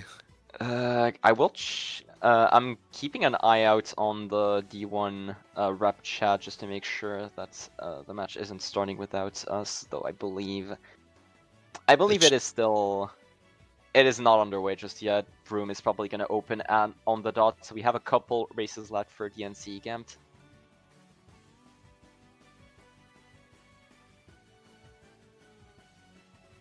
Yeah, Especially considering how long D1 rooms. Yeah, it'll take a bit for them to join the room. But actually, PL's one of the better teams joining the room, typically. Would not be surprised if you still have one whole GP to cast regardless. Does anyone know the PL lineup? I didn't. PL lineup this week is this match is Lucas, Ivan, Echo, Emil, Ryan. So pretty much their best lineup. Yeah, that is strong. With 6C being Zilla, Brody, Artie, and Kit filling in for Frozen, obvious reasons. Yeah, there's a lot of people who can. Normally 6C we're sort of like the three obvious players who can. Although Artie's been out of town this season, but then we just start pinging random people, hoping someone can play. But yeah, we had a lot of players can up for the match today. Kit, Stubbs, Kara. You've actually rotated your lineups quite a bit at the end of this season, considering you've had Luke GB played, you've had Kit play a couple matches. Considering how locked the lineup was last season, I was surprised to see it upon research. But yeah, you've rotated your lineups quite a bit at the end of this one. Yeah, I mean, obviously Zilla and Brody are the two players we won't play without, but everything else is pretty flexible, especially for regular season matches. I would say the lineup was only locked last season because we didn't have any active players. Oh, that is fair enough then. I had to run a couple matches last season with Adlo bagging because if Artie or Frozen couldn't play, we didn't have another runner that could fair enough. play. So. But we're back to the races for now until that match happens. A couple more races of GAMT DNC. Hopefully, GAMT picking themselves back up. It can be quite rough losing the first match in the BO3 in such a dominant fashion, but with their experience, I expect that they'll be more than fine just picking themselves back up, starting with their first race here. Yeah, I'm not too worried about them. And we see a Castle of Time, which they picked for a similar spot. They were like 1-3-4 last time they picked it. And Crystal Dungeon. That is an IF classic. Yeah, that is an IF classic. Would not be surprised if J-Ray and Alpha convince the rest of the lineup to pick it. Oh, I may be stretching the truth a little bit. Castle of Time being picked out though. Even though there was a semi-recent rework of the track, it's still really close to what it was back then. So GAMT having a lot of experience of this track overall. Yeah, I think the rework is pretty good, honestly. I like it running. I don't like it as much bagging, but that's not particularly important. Neither here nor there. Though second has quite the line here, so Luna having to keep first, which he managed to do it, but skips a box. Could immediately get punished out here if he's not careful with J-Ray. Not choosing to hit him out, yeah, with the... Oh, actually, that red being thrown after set, and that's now DNC in first. I believe Astro actually... someone from DNC, from GAMT actually getting replaced by another person, if I'm not mistaken. Did not check the lineup. Choosing to go around to get an item. Someone failed Shroomless here. Unless Mark subbed out, I don't think the lineup changed. We'll have to see later. Maybe it's just me being... maybe someone just changing me's. Yeah, Mark does have a lot of GAMT me's, so that could have been it. But I see Beckett and Eric in front of Luna here, so... And I think that's Eric taking dodge cut. This might get him into first or second. No, it's gonna be really close. Third. It's second or third. Luna just holding on to that golden ending there. Yeah, both baggers failed the rail strat. Just something to note. Yeah, both baggers being stuck in the back for now. And going for it again. One of them made, one of them failed, I believe, yeah. Luna trying to golden up. Wexo's being hit out there. Eric dodging that Nana. Now GAMT in up there just in a roll. And I believe DNC, the person in the DNC in 1 got bumped off here, so it's top 2 now for GAMT. Yeah, top 2 and in the 10th. Oh, it goes a little bit tight, but He should still say second. It should still say second. Maybe but Wexos maybe has the Mark box is a behind him. shroom. Wexos in second now. Because you force him out with that green bouncing, and actually he hitting hits him out. That is Mark. a crazy snipe right there. Definitely not as intentional as he would like to admit. But Luna managing to get back up in first, giving away to Wexos here because of the lag, trying just to play it safe. That green not gonna connect, gonna bounce maybe back onto J-Ray, not connecting either. Luna now itemless, going into that shroomless. That POW, ooh, that POW on landing, it gets Wexos, he doesn't dodge it. Luna hitting the Nana, but it's not gonna be enough to prevent him from being in first, and Marky behind him as well. Yeah, Mark immediately shrooming back up after that green, back into top 2. We see Beckett in 5th. Not sure where Eric is or which bagger may or may not have the shock. We see one going forward. Theodore being the only one in 3rd there. J-Ray pulling a golden, unfortunately, but Wexos going for that dodge cut. If the NC are going to use it right now, there's a bill as well. Yeah, and so that tells you GAMT have the shock. GAMT absolutely have the shock. DNC would have absolutely called there. Theodore trying to burn that shroom, getting another item, possibly a mega. Red is not what you're looking for here, but they get...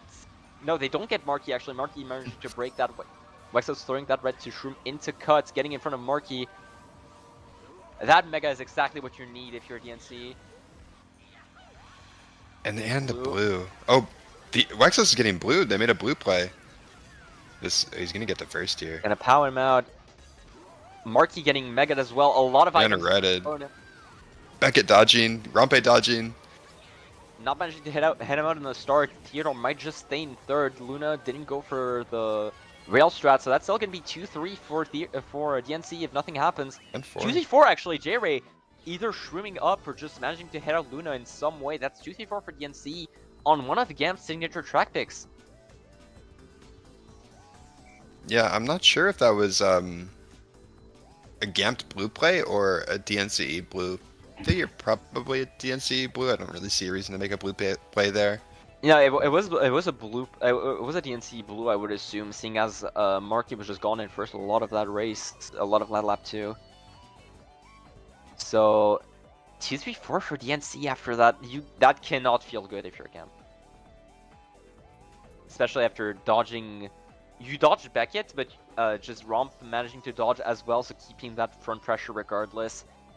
GAMT also, Beckett also not managing to star, to start the DNC member that was in first after that TS. Yeah, Theo. Theo, there we go. Yeah, I just mixed up the names. GAMT DNC had a lot of dodges on that track. I don't think GAMT will be too upset with that result. It's still going to be pretty close. Ooh, is there a reset? I see us on the like the titles. I will check the rep chats. Or maybe we're just preparing for D1. No call of reset. I would assume possibly just D1 prep. No call of reset. No nothing. DNC +3 race for now. Going into Aqua Dungeon in 2-3-4 makes sense. Candy Coaster for 1568 is an interesting one though, considering how utterly horrendous that line is in first, but I guess we'll see how this works out. Yeah, they do have the Daisy in first, so you can just drive tight. Probably keep first. I did not consider that line on Daisy as a lot easier to take than Funky. Yeah, but also shrooms are so powerful, holding first isn't really a guarantee either. See how they play the start here. GAMT do have a lot of the back spots here. A bit of bumping at the start, but Beckett.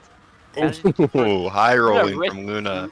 Luna risking that and jackpotting the triple shrooms. He's going to be in first for a lot of that race if no power items are thrown out. Risky play there, but exactly. And DNCE won't know he has shrooms either because he hit a box 4th. They're not going to assume he has triple shrooms. They'll probably know if at no the backs cut when there's no backs, but still, they're not going to be super aggressively chaining for POW right away. Both baggers still at the strat. Alpha trying it out and not managing to get past the wall, so both baggers still stuck at the bottom there. Yeah, Bali could have gotten the box down there. I didn't see if he went to touch. Just pretty clean driving by Luna overall. Theodore in second with a fib. Maybe going to try and snipe him out on the cut. Would be surprised if so. No, Luna is just going to be gone first for a lot of that race. J-Ray shrooming up there. 2-3-4 still for DNC. Luna, once again, just not a lot of frontal presence outside from him, really. Yeah, we'll see if maybe GAMT have POW here. A lot of the POW spots, 5, 6, 7. A lot That of would house spots, a lot of blue spots. decimate these 3 players in 2, 3, 4. See what he does with this bomb. Alpha's in 10, but Bali very well could have it because he's gotten at least 2 boxes 10. I would Given not be Alpha went for the surprised if strat so. twice. This track always reminded me of like GV bagging. Oh wait, no, Luna's just that far gone. Okay, never mind. A bit of a fail though. From But Jerry it's hit just, the yeah, just gonna let his teammates pass. Nothing too bad for now. Theodore with the bomb in second. Wexo's streaming into third. Top four pretty far gone from bottom four actually. I did not even see with a that dodge back here, I don't think they're beating Luna. So yeah, and that's a GAMT shock. that is absolutely GAMT shock. Romp dodging, but that's 2 players from GAMT dodging as well with that star, and Eric in a Mega, I assume. Just not needing Luna to dodge at all with how far gone he is. And this blue, like second's getting blued here. This is not the worst item to pull. Maybe Shrooms could have been better, but considering how far gone rail it and make cut, maybe. Maybe should have held a little bit. Oh. No, I think it's still hitting second. No, it went for Luna. No, it was too early. Yeah, it was too early of a throw. J-Ray being saved by the timing there.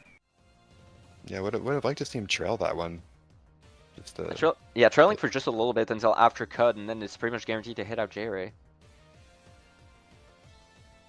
think it's another 1-5-6-7 for GAMT. Not being able to get a lot of the top spots aside from that first, and for this time though, it definitely wasn't a dodge. It was just because of that triple shroom pull by Luna, risking that first cut, but just paying it off in just paying off immensely there, just allowing him to run for the entire race. Yeah, it's interesting to think about how different that race is if Luna doesn't get any shroom item in fourth, because he hopped in and none of his teammates got shrooms and took cut lap 1. Absolutely. So as we go towards that D1 match, it is gonna be just really quick updating the spectators. It was a +5 race for DNCE with that 2-3-4. So DNCE having a bit of a lead, though not as much as how last match. Though it is pretty similar to how last match started. Actually, the first few races being fairly even until DNCE got that pretty big double race with DS Warrior Stadium as well.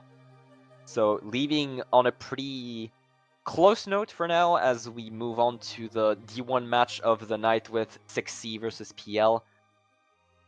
Yeah, PL making playoffs. Like just seeing the record at 2-1-7 and fourth is like kind of funny, but I will say D1 has been the biggest example of just a div being cut in two between just between the top 3 and the bottom 3 of the div being that different in terms of results. Yeah, absolutely. But PL have been a playoff team in D1 before, so they certainly know what to expect from this type of stage. I also really like their logo. They have their D1 experience, that's for certain. Especially considering they have players like Emil P and Ivan that have been playing this game for years now that definitely have the nerves to play in this sort of high stakes match. 6C having a bit of a change to their lineup, as we said, but it's not. I would say Kids is, of course, in terms of like raw game sense, of course, Frozen is absolutely the one you want here, but Kit, pretty fast runner on CTs in general, so absolutely not a bad pick to replace him, I would say. Yeah, absolutely not. I think Frozen does a lot for the team that people maybe don't appreciate, but Kit's the third best player in this room by a comfortable margin. Absolutely. It's just going to make the tracks like Color Wonderland and Lost Fortress even better for 6C. And Artie and Frozen sort of play that similar role where they're really aggressive and trying to hit people. And so I think Artie can probably do that alone, especially against PL where the players aren't maybe as fast as like a low tape or. He is renowned as the league's premier Schlager, so that is going to be his role for just the entire match, just letting Kit, that trio of Brody, Zilla, Kit just run into the top spots, hopefully. Though I would not be surprised to see Color Wonderland obviously being one of their main running tracks picks, especially with the with no bans going into those playoffs, and with 3 of them having a top 5 time on the track. There are like 3 of the top 5 on Color Wonderland and Lost Fortress, I think. I would not be. I had not checked that one admittedly, but I would not be surprised either. I know Zilla is BKT, and I think Hit is 3rd. With Bad Cake being 2nd, yeah. And it's Brody, so he probably just has a top 5 time if he's played the track. that is just typical Brody behavior right there. Yeah, so like 2 of sort of the staple tracks, and then also big for 6C, we have what's that track called? Marble Towers now, which is obviously a track that it was the 2nd overall pick from N Clan. I will say PL is pretty well known on it as well. It's not as big of a signature pick, though. Of course, Zilla and Brody, just being that consistent on the starting shroom list absolutely helps. They're probably the best in the div aside from the N members at doing it. But I know PL have picked Marble Towers quite a bit in the past, so it is not as big of a pick as it might be in finals, for example, against maybe if it is against Low Tape, it will be a much bigger pick than in this match, I believe. Yeah, definitely. Take a look at these lineups. Yeah, like you mentioned, Ivan, Lucas, Echo, Emil, Brody MVP, and I didn't actually know that. I have not looked at standings in a while. Are we really surprised by that? No, I think it's been a Brody Zilla back and forth for the past couple seasons. That it has, and for a little fun fact for our viewers, actually, the last 6C and PL match, Brody and Zilla both scored 140 against them, so it is going to be a bit of a... It's just going to try and see if they get that record again, though I would be surprised seeing as it is playoffs and all. Yeah, definitely. And Ivan has been looking good recently. I played him on RTs last night. Obviously, RTs and CTs a bit different, but I think he scored like 130 in both matches. He was really playing well. Oh, no, he scored 120 in the second one. I think he scored 130 in the first. So Ivan looking sharp right now. We're just lying for free. Well, it felt like he scored 130 because of his insane gameplay. I heard his name in call a lot. Obviously, I was bagging. But yeah, just overall, I will say this is expected to be, no offense to PL, obviously, but this is probably expected to be one of the most lopsided semis match that we're gonna have at for this playoffs, just in general, simply because of their records and just 6C's dominance. Even though they've fumbled against Jay-Z last season, I will say they're still as dominant as ever, as shown. Their only loss was against Low Tape, and it was a bit of an uncharacteristic loss by quite a bit, actually. I believe it was like 80 or something along those lines. It was quite a big loss. That match is pretty brutal. We Crusty got like 4 shocks 9 in the first 5 races. Oh, and we just couldn't catch up after that. But I don't think any of us are too upset at that one. I suppose that's fair enough. Though it is good for mental if you're just coming into playoffs against this entire lineup with just confidence in general. Regardless, yeah, I think we're always confident, even after losing to Jay-Z. Like, there was no super tilt and call or like super disappointment. We were just like, oh, that sucks. We'll play again next season. Just looking forward to it. Obviously, adding Kitty is great. That's something we were all looking forward to. And yeah, I think we are confident going into this playoffs as always. I would not be surprised considering you've won what 4 of the last 5 seasons, 6 since, if I'm not mistaken. Something like that. It is definitely something of that caliber. I think 9, 10, 11. I don't even know what season this is actually. I believe we're definitely is season 12 or 13. I think this is 13. I think because we lost. I don't know. It is season 13. Yes, it is season 13. Oh. 9, 10, 11, 12, and 9, 10, 11, and losing 12. Yeah. I can't remember if they won a season before. Oh no, they lost. They had to give free win because Gamma just mysteriously disappeared. Like, Right, I remember no one that. knows That what was happened to Gamma. quite the unfortunate ending to a season. Yeah, that was like a funny CTL season. Two, I think 3 of the 5 finals ended in free wins. Okay. So apparently Zilla just can't manage to get WinFi open, so we're having a bit of a trouble getting the room started, unfortunately. Zilla just resetting his Wii, and we're gonna wait a little bit, though both teams seem ready to just get in the room. Beautiful Daisy Cruiser photo in the background too. I love these backgrounds that Lawrence has for us. Just really nice scenery. Great host overall, we'll say. Absolutely.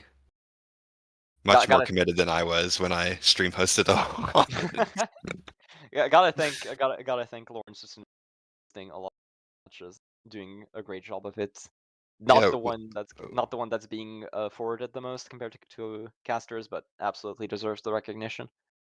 yeah, and like I think PT Council and Lawrence obviously being one of the main focal points, but just done a great job revamping the media staff from because I don't know if they still use that server, like the RT team, but it was pretty scuffed. It is pretty dead. I will say it is dead in its, but overall, yeah, we've definitely ever since the demerge has not stopped us from doing a lot of those great casts, which has absolutely helped.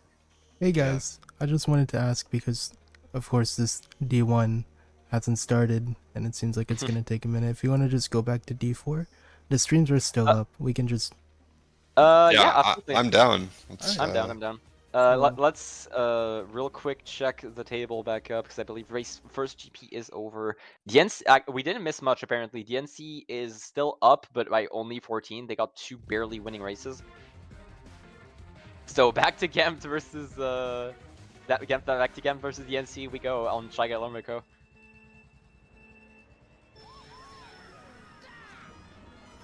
Yeah. Stopping just a New little bag bit. For strat tires. found by Boshi, but it looks like neither bag is gonna go for it. How do you? Wait, did he post on the bagging server? He did, yeah. After that match. It got posted in the IF server before anything else. So Yeah, like it leaked. during that match, we were all like, Gwyn was so confused. I look at the map, I'm like, what? How's he there at however what time, 19 seconds or whatever? Yeah, leave it to Alien Gary though. Absolutely. Beckett gonna try and just golden up here into 6. DNC in a lot of the top spots from what it looks like. Bolly being ahead in the bagging battle so far. We saw Alpha in a star. Bolly's gonna have to hustle if he wants a box 10 here. Early blue, and it's out. Beckett immediately throwing it out. So DNC in 5-7 was in 1, gonna get blued on the cut actually. Really bad place to get blued if he didn't get up there, which he Looks like he did. He did actually, no, he did. Yeah. Pow, not gonna be used actually, surprising. Oh, it is gonna be used, but just later. Astro being TP-out on the cut off, actually. So Theodore, sorry, not Astro.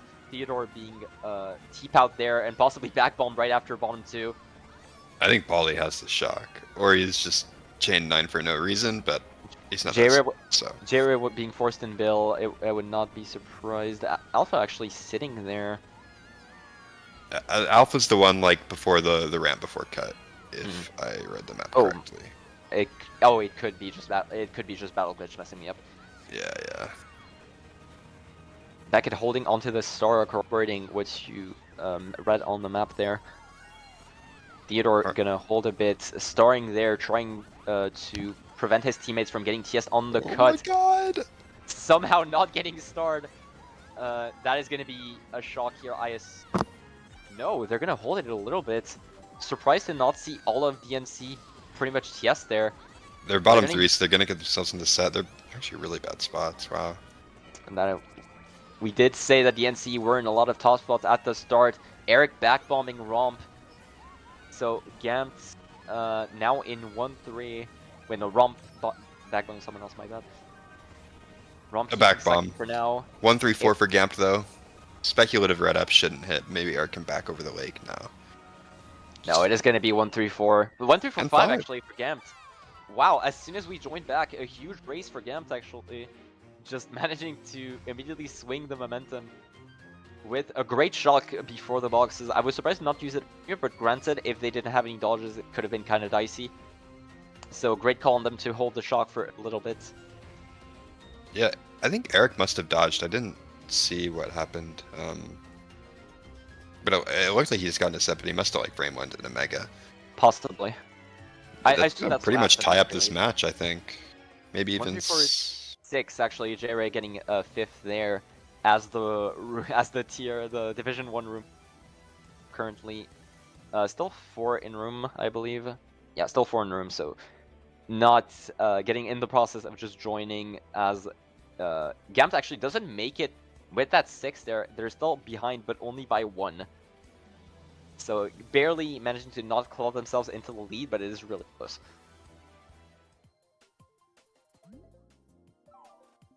Yeah, maybe we can get one more race before D1 gets going. I would not be surprised if that was the case. Good lord, I need to take. I will need to dash to get some water between the matches. I was just thinking that too. Wolf I am Castle going. Grounds. I'm going to need it. Wolf Castle Grounds, old school, flat, expected from GAMT. Big Nader City actually is pretty.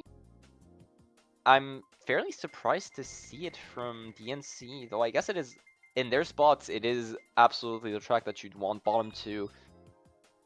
Just 2-5 bottom 2. Yeah, 2-5 bottom 2. Just having a bit of front presence and a lot of bagging for the sake of either getting Bill for the bagger or just getting the shrooms for the cut. Yeah, I think it is a good track for these spots. Maybe not one I certainly think of when I think of DNC, but it will do to them just fine in this situation. Beckett not getting that first boost, allowing Jerry to get into 3rd, possibly with a draft there. 2-3 for DNC. TC immediately pulled out by Beckett. If he doesn't pass it now, oh, that spells trouble with DNC now in 2-3-4, though I don't think any of them have Shroom. And that up trick, not the side trick, so no stick there. DNC now all the way into the mid spots with GAMT in bottom 3. Though that means that they're gonna miss some shrooms here. J-Ray choosing to sit there to try and get in the cut, and reading Beckett after the set. Triple shrooms are gonna allow him to catch up really quickly. Choosing to chain 2 of them, surprisingly, maybe wanting to stay 8 just for the sake of a dodge here. Neither bagger going forward for the time being. No shocks being pulled insta, and no Bill being in play either. Triple Shrooms just going to choose to chain them.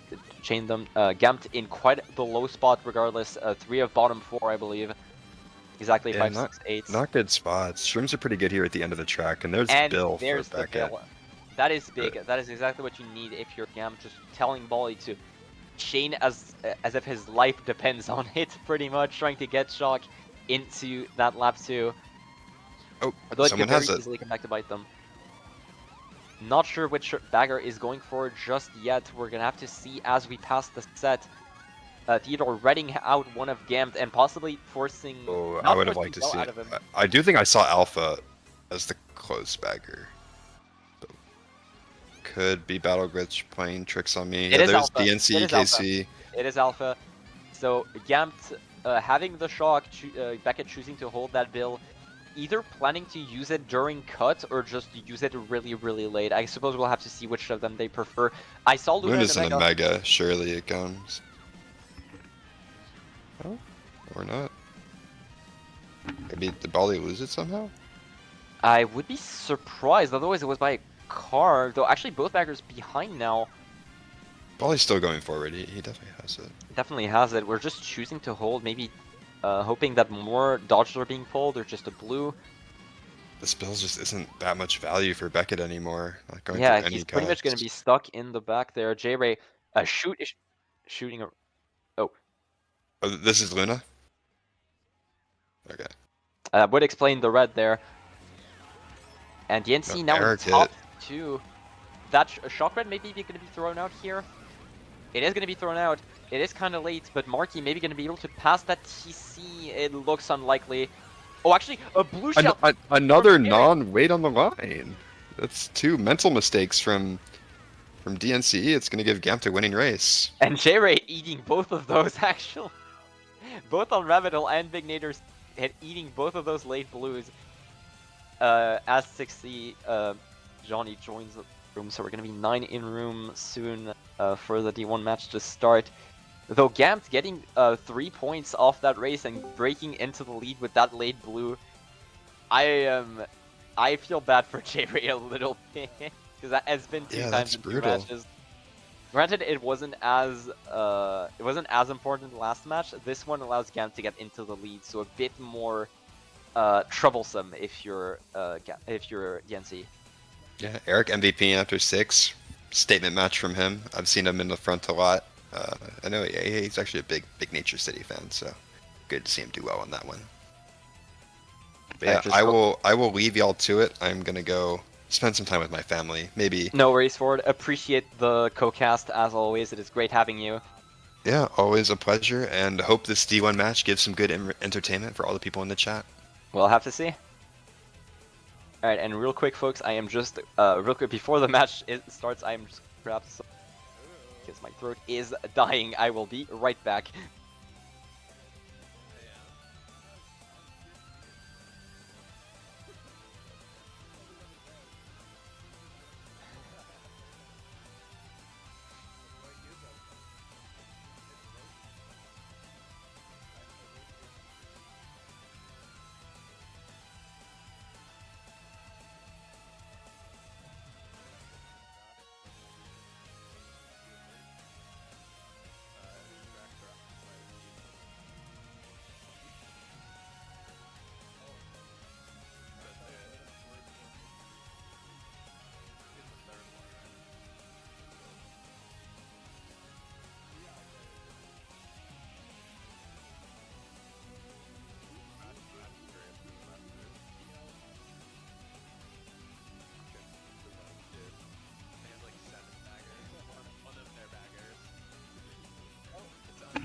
And right on time. Or I assume close to right on time.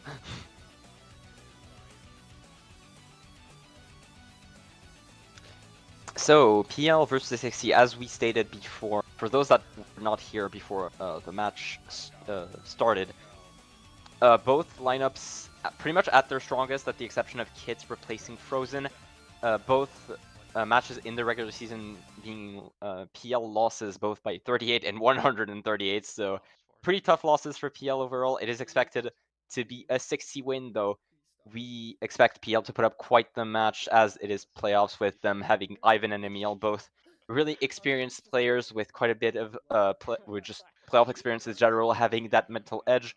Though Brody and Zilla, of course, and RD being used to those CTL playoffs, though usually at the forefront.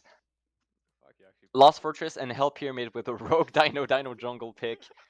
So pretty expected coming out of both lineups. We know PL love their Hell Pyramid, even with the Zilla Fip strat, as some of you may know.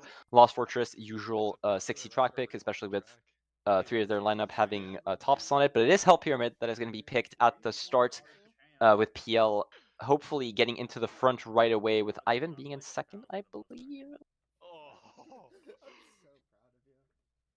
Zilla in third. Gonna see how this first turn goes. Second having a great line here, but Zilla might be able to contest if he starts early. It's gonna be a close one. Brody getting into first, actually. 6C in top 2 regardless. Second coming up there. It's not gonna be enough. Brody trailing that Fib, threatening it to be an immediate back. 6C in top 2 already. Is someone gonna take that shroom cut here? Someone is.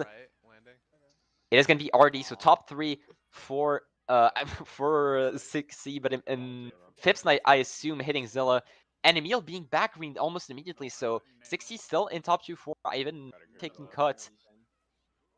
So it is top 2 for 6C. Kit takes cut, top 2 for 5.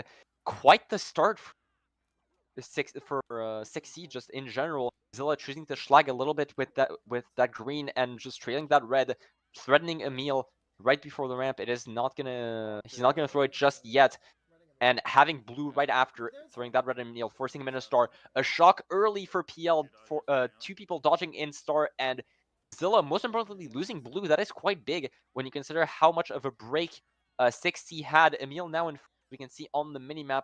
Might want to switch POVs there, as Zilla isn't stuck back there for quite a bit. Emil getting into first with Artie right behind him, and Brody as well, I believe, taking the shroom cut.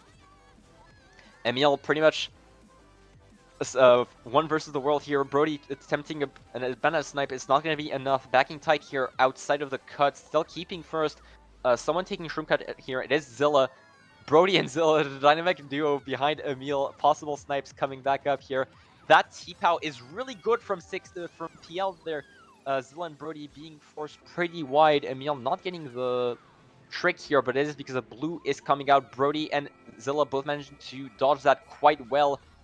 Emil not managing to break that red, and you're in a pretty awkward spot behind that Piranha plant now. I believe that is PL bottom 3 now, exactly with 6C in top 2 for 5. Might want to change POVs for now, going into last 3. And Zilla dodging a blue midair with the last room that he had, meaning that he can't take cut, unfortunately, so he's not going to have as much of a break as he would want to.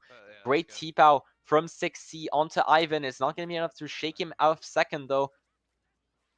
Zilla still in first. That shot coming out, dodging one of PL in the back. 7th, I believe that is Lucas or Echo. That is Lucas actually chaining a star in 6th. Another blue coming out, and it is going to hit Zilla. That is the 3rd or 4th blue of this race here. With all spots really jumbled, aside from Lucas being gone in first. That last straight could be disastrous for either team. That POW on landing is going to hit everyone, even hitting the pokey. That is quite the insane first race here with 3 blues, 2 shocks, and just overall quite the action-packed race for a first one, immediately showing why. Oh god, seeing why this match was so expected to be pretty insane.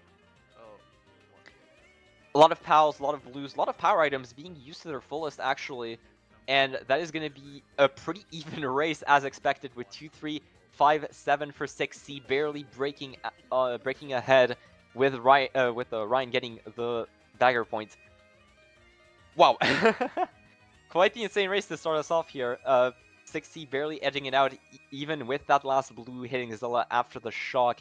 Lucas barely managing to dodge that actually. I am surprised he didn't get caught in the blast radius, though it was fairly close.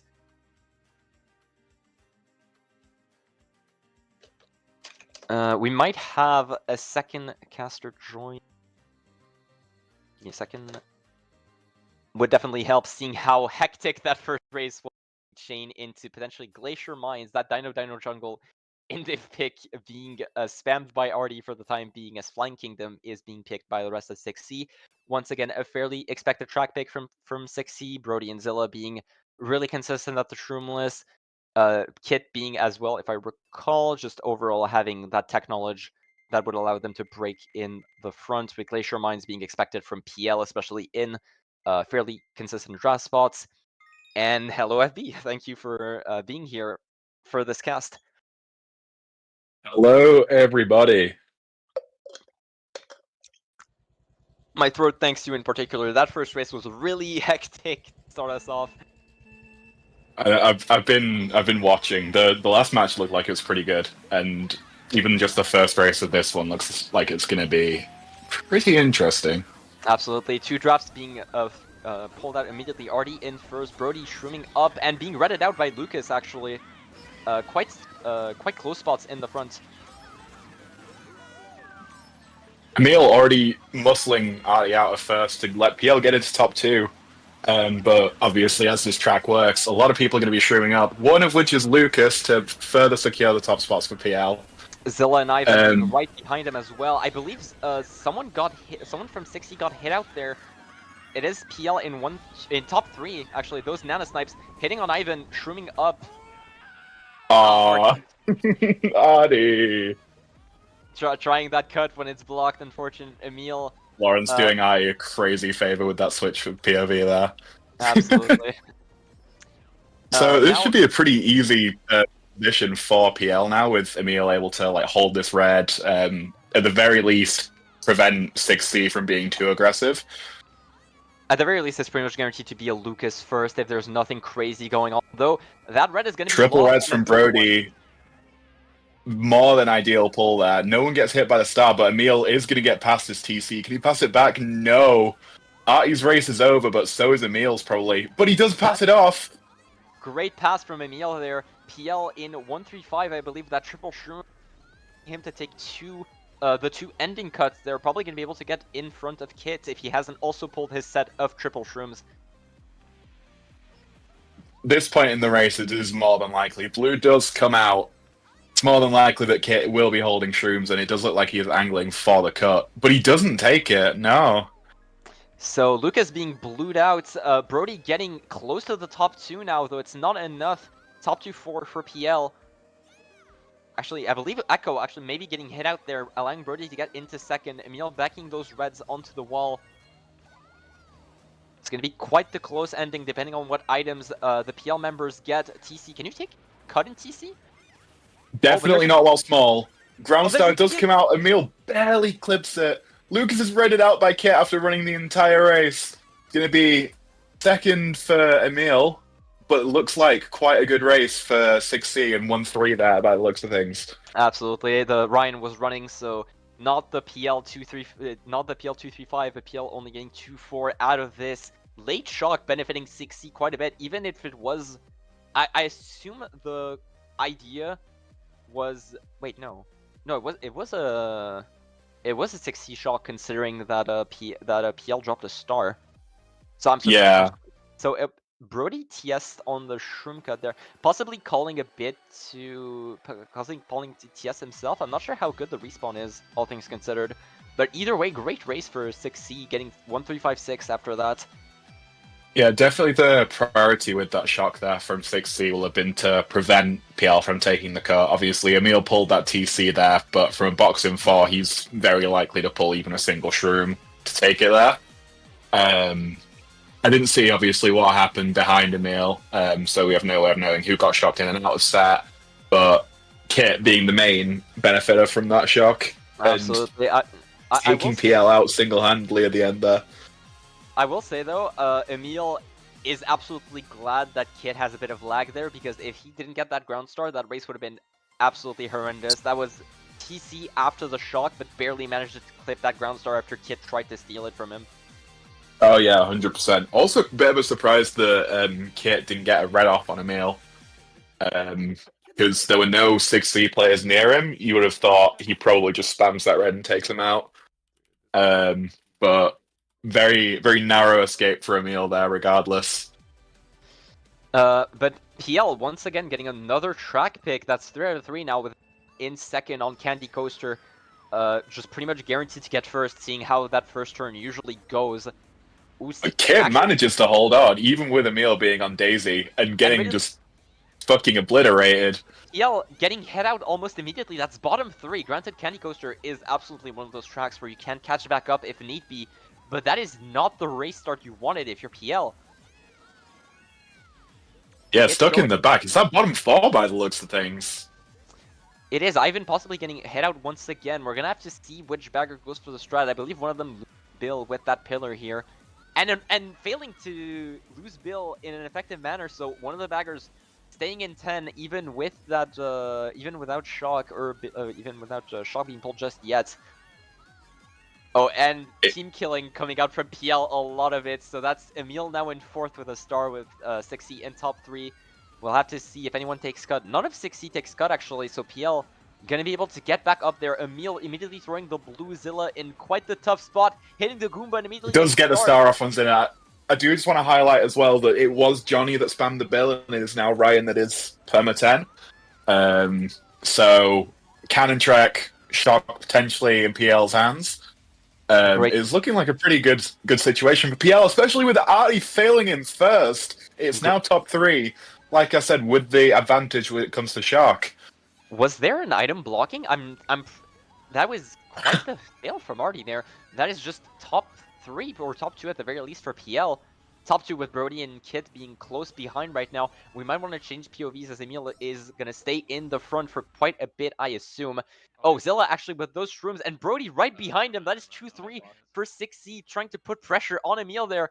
Let's see what items they pull. The Lucas... Whichever team gets a shock gets a huge race here with this situation. 6C could dodge the 2 of them if it comes. No, one bagger is going forwards. Johnny just respawned. Oh. And he's in Bill. Johnny is in the Bill. PL probably has Brody getting hit out by Emil with that Nana there. I am expecting a shot, Oh, actually, that T-Pow is Really huge horrendous pow. for Doesn't Zilla. hit Emil. Zilla is just dead from that. Pretty Nana's much everywhere, gone. manages to avoid them all. Brody managing to keep second here. I am surprised to not see a shock just yet. There it is with the blue, possibly blued online. Brody, PL getting He is top Blood 2 out of Online. that. It's a top 2 for PL. Huge shock for PL there. That blue play was massive from them. Emil managing to keep first. Great POW call. Zilla just getting absolutely shredded by that POW. Yeah, I mean, obviously that has to have been a PL POW. I'd be very surprised if 6C had made such an oversight like that. I would be shocked as well. But that- PL choosing to hold that shock for quite a bit and getting top 2-4 out of that. Ivan, I assume, just not pulling the dodge that he needs. But PL now back in the front with that. Looking at the behavior of particularly Ryan, it looks like shock just wasn't pulled until very late. I think Ryan probably pulled it as Johnny was Running in forward. the bill at the end. I would not be surprised as well. If not dodging Emil in that cannon, maybe dodging mid spots and just letting Emil resize for the cut. So yeah, I assume you're correct here of just shock being pulled really late by Ryan. Yeah, if for a bagger POV. If they had been, if they had shock earlier in the race, they would have dodged 4-5, I believe, in cannon. They had at lap 3. Obviously, 6C probably would have slowed down, but I think that's just the play for them there. Dino Jungle, Rainbow RSC, and Rabbit Hole being on the track list. Rainbow Solution, we remind our audience that ever since the rework, it is now a top 2-4 track instead of a 2-3 track because one starts on the right now. So quite the efficient pick from PL here. Emil probably going to be able to keep it to stay in the front considering how this track usually goes. That is 4 out of 4 track picks for PL now. The average PL experience. So Emil, yeah, just staying in the front for now, possibly instantly backing Kitty out here. A lot of 6C coming up actually, but Kitty and Zilla, so I would not be surprised to see him back on the ring here. One Nana not gonna hit. Zilla just trying to maneuver around Emil, not managing to pass him for now. That Nana snipe attempt is not gonna be enough. Right there. Snipes and Emil snipes himself, but well. takes Zilla out in the process. Doesn't quite get the Nana off on Kit. It's 1-3 early on for PL. Just basically switching spots between Lucas and Kit, dodging that snipe. It's items being thrown out everywhere from both teams. And Ivan goldening up. And Lucas off. Lucas is off. Well, Ivan and Emil need to coordinate this very well, because that POW on landing. that POW is even better than anything that they could have done there, though. Top 2 for PL. Possibly, I am expecting a back on this ramp right here. No, choosing to play safe. I mean, I respect it. I think, from my personal experiences on this track, you've got to be really aggressive early on, and then once you get to this point in the race, it's all about just being conservative and playing safe backs. 60's in 3-4-5 right now, so I would expect just a bit more aggression, especially with double red shells. But top 2, you can't complain if you're PL right now with Ivan, the GOAT of this track, as expected, being in the front after that. A lot of greens being thrown up, none of them connecting just yet, and there's a blue for Ivan, and that is gonna get Emil into first. But Kid being backed out by Emil, so still a decent position for PL, even though 6C isn't 2-3-4. A lot of pressure on Emil right now. Only top spot for PL with the man, the one and only Zilla behind him, full glaze. He's got something up his sleeve. And actually, Baggers going forward. One of them has pulled, and another blue being thrown at Emil right after the cookie. That is a terrible spot. No, he reads himself. Comboed by Brody. That is. Emil and Luke is still somewhat holding front spots though. Top 2 for 6C as of now. That is an unfortunate misplay from Zilla there, especially Brody, not expecting to combo his teammate right afterwards. That bomb being thrown. Bomb comes up, doesn't connect. It is up to Lucas and Emil to keep, and that TC is not what you want. Ivan right behind them will gonna try and pass him. Misses both of them. A lot of people falling off. A lot of people falling off there. What? Ivan and Echo in 3-4. Oh, PL in 4 out of the top 5. What just happened? 2-3-4-5 for PL at the moment. Artie That is shock making is his gonna way be, up, presumably with shrooms, but that shock is pretty gonna be dire whoever position. has it. I'm holding blue. I thought RD died to the dog there. Unfortunate part of this track. That shock at the end could be big for 60 if they have it. We still have not seen which bagger is in the front. Seeing how much Zilla is chaining, it could be either or. Zilla is off the track. Completely unforced error. This blue Falls could be off huge, there. but it's gonna get shocked out of him. If PL, if it is being forced out, no one dodging, and this TC immediately being pulled by Ivan right behind Kid. So PL, if that's that TC just passed.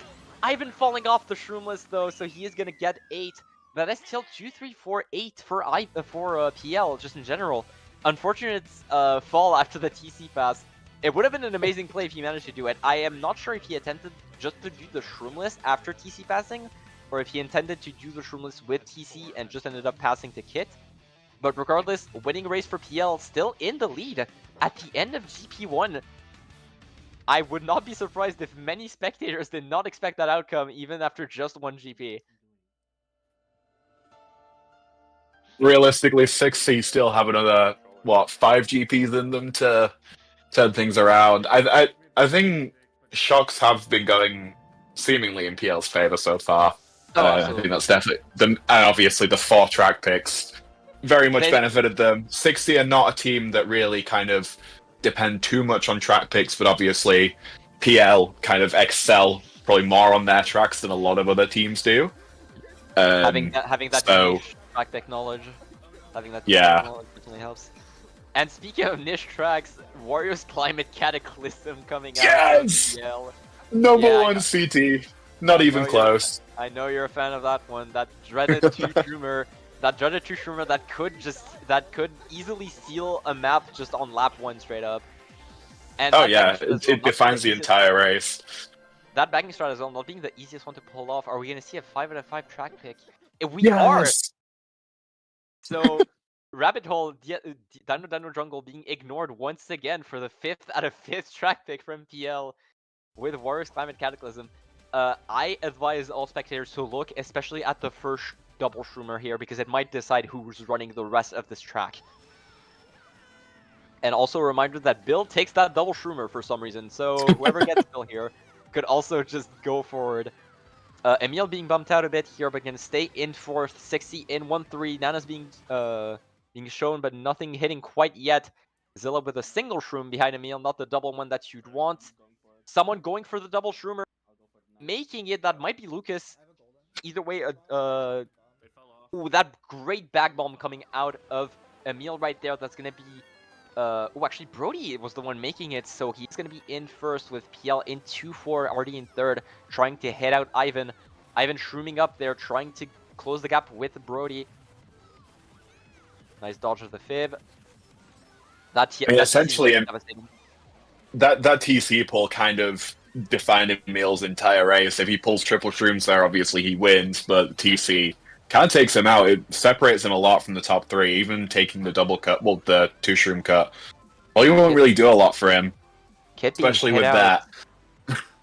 Where is Johnny? Oh, actually, no, he's here. Never mind. So both baggers are sitting first set. Not trying to go for the strat. Granted, it is a pretty annoying strat from experience. So yeah. I'm not surprised. And Emil gonna not going for the opting to double not take the cut. What? Surprising for a PL strat pick. That is interesting. Either that or maybe Ryan has pulled shock already and he's just choosing to chain for a dodge. Someone failed that shroomless though. Not sure who it is just yet. But PL in 5, 6, 7. Blue being thrown. But Brody having such a break in 1st that it's pretty much not going to dampen his race out. It is still Brody. It is still Brody with RT being in 2nd. So even then, no combo. 6C having quite the break in top slots right now with Kit in 3rd as well.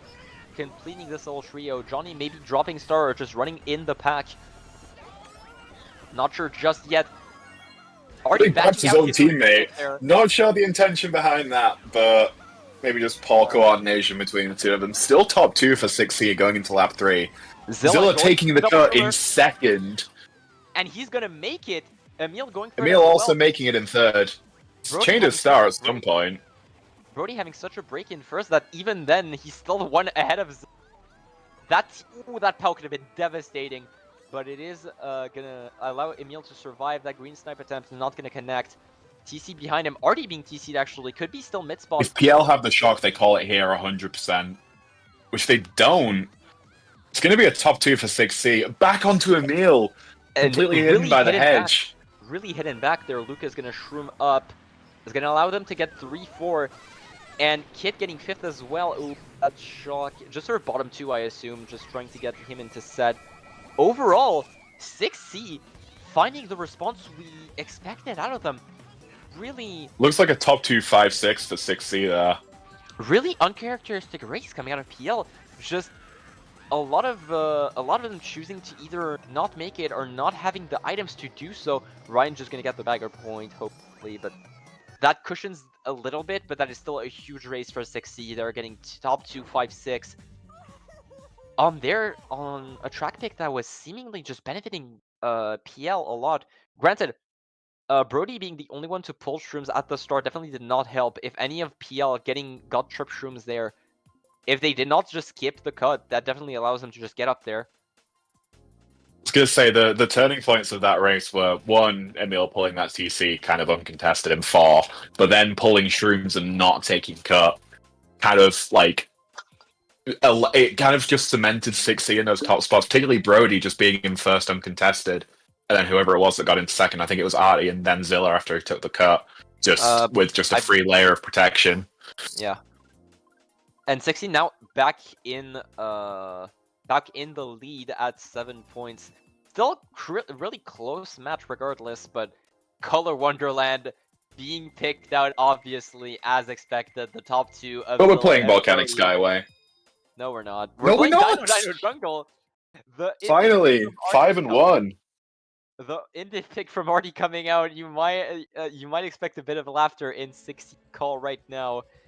But Dino Jungle, not the track pick we expected.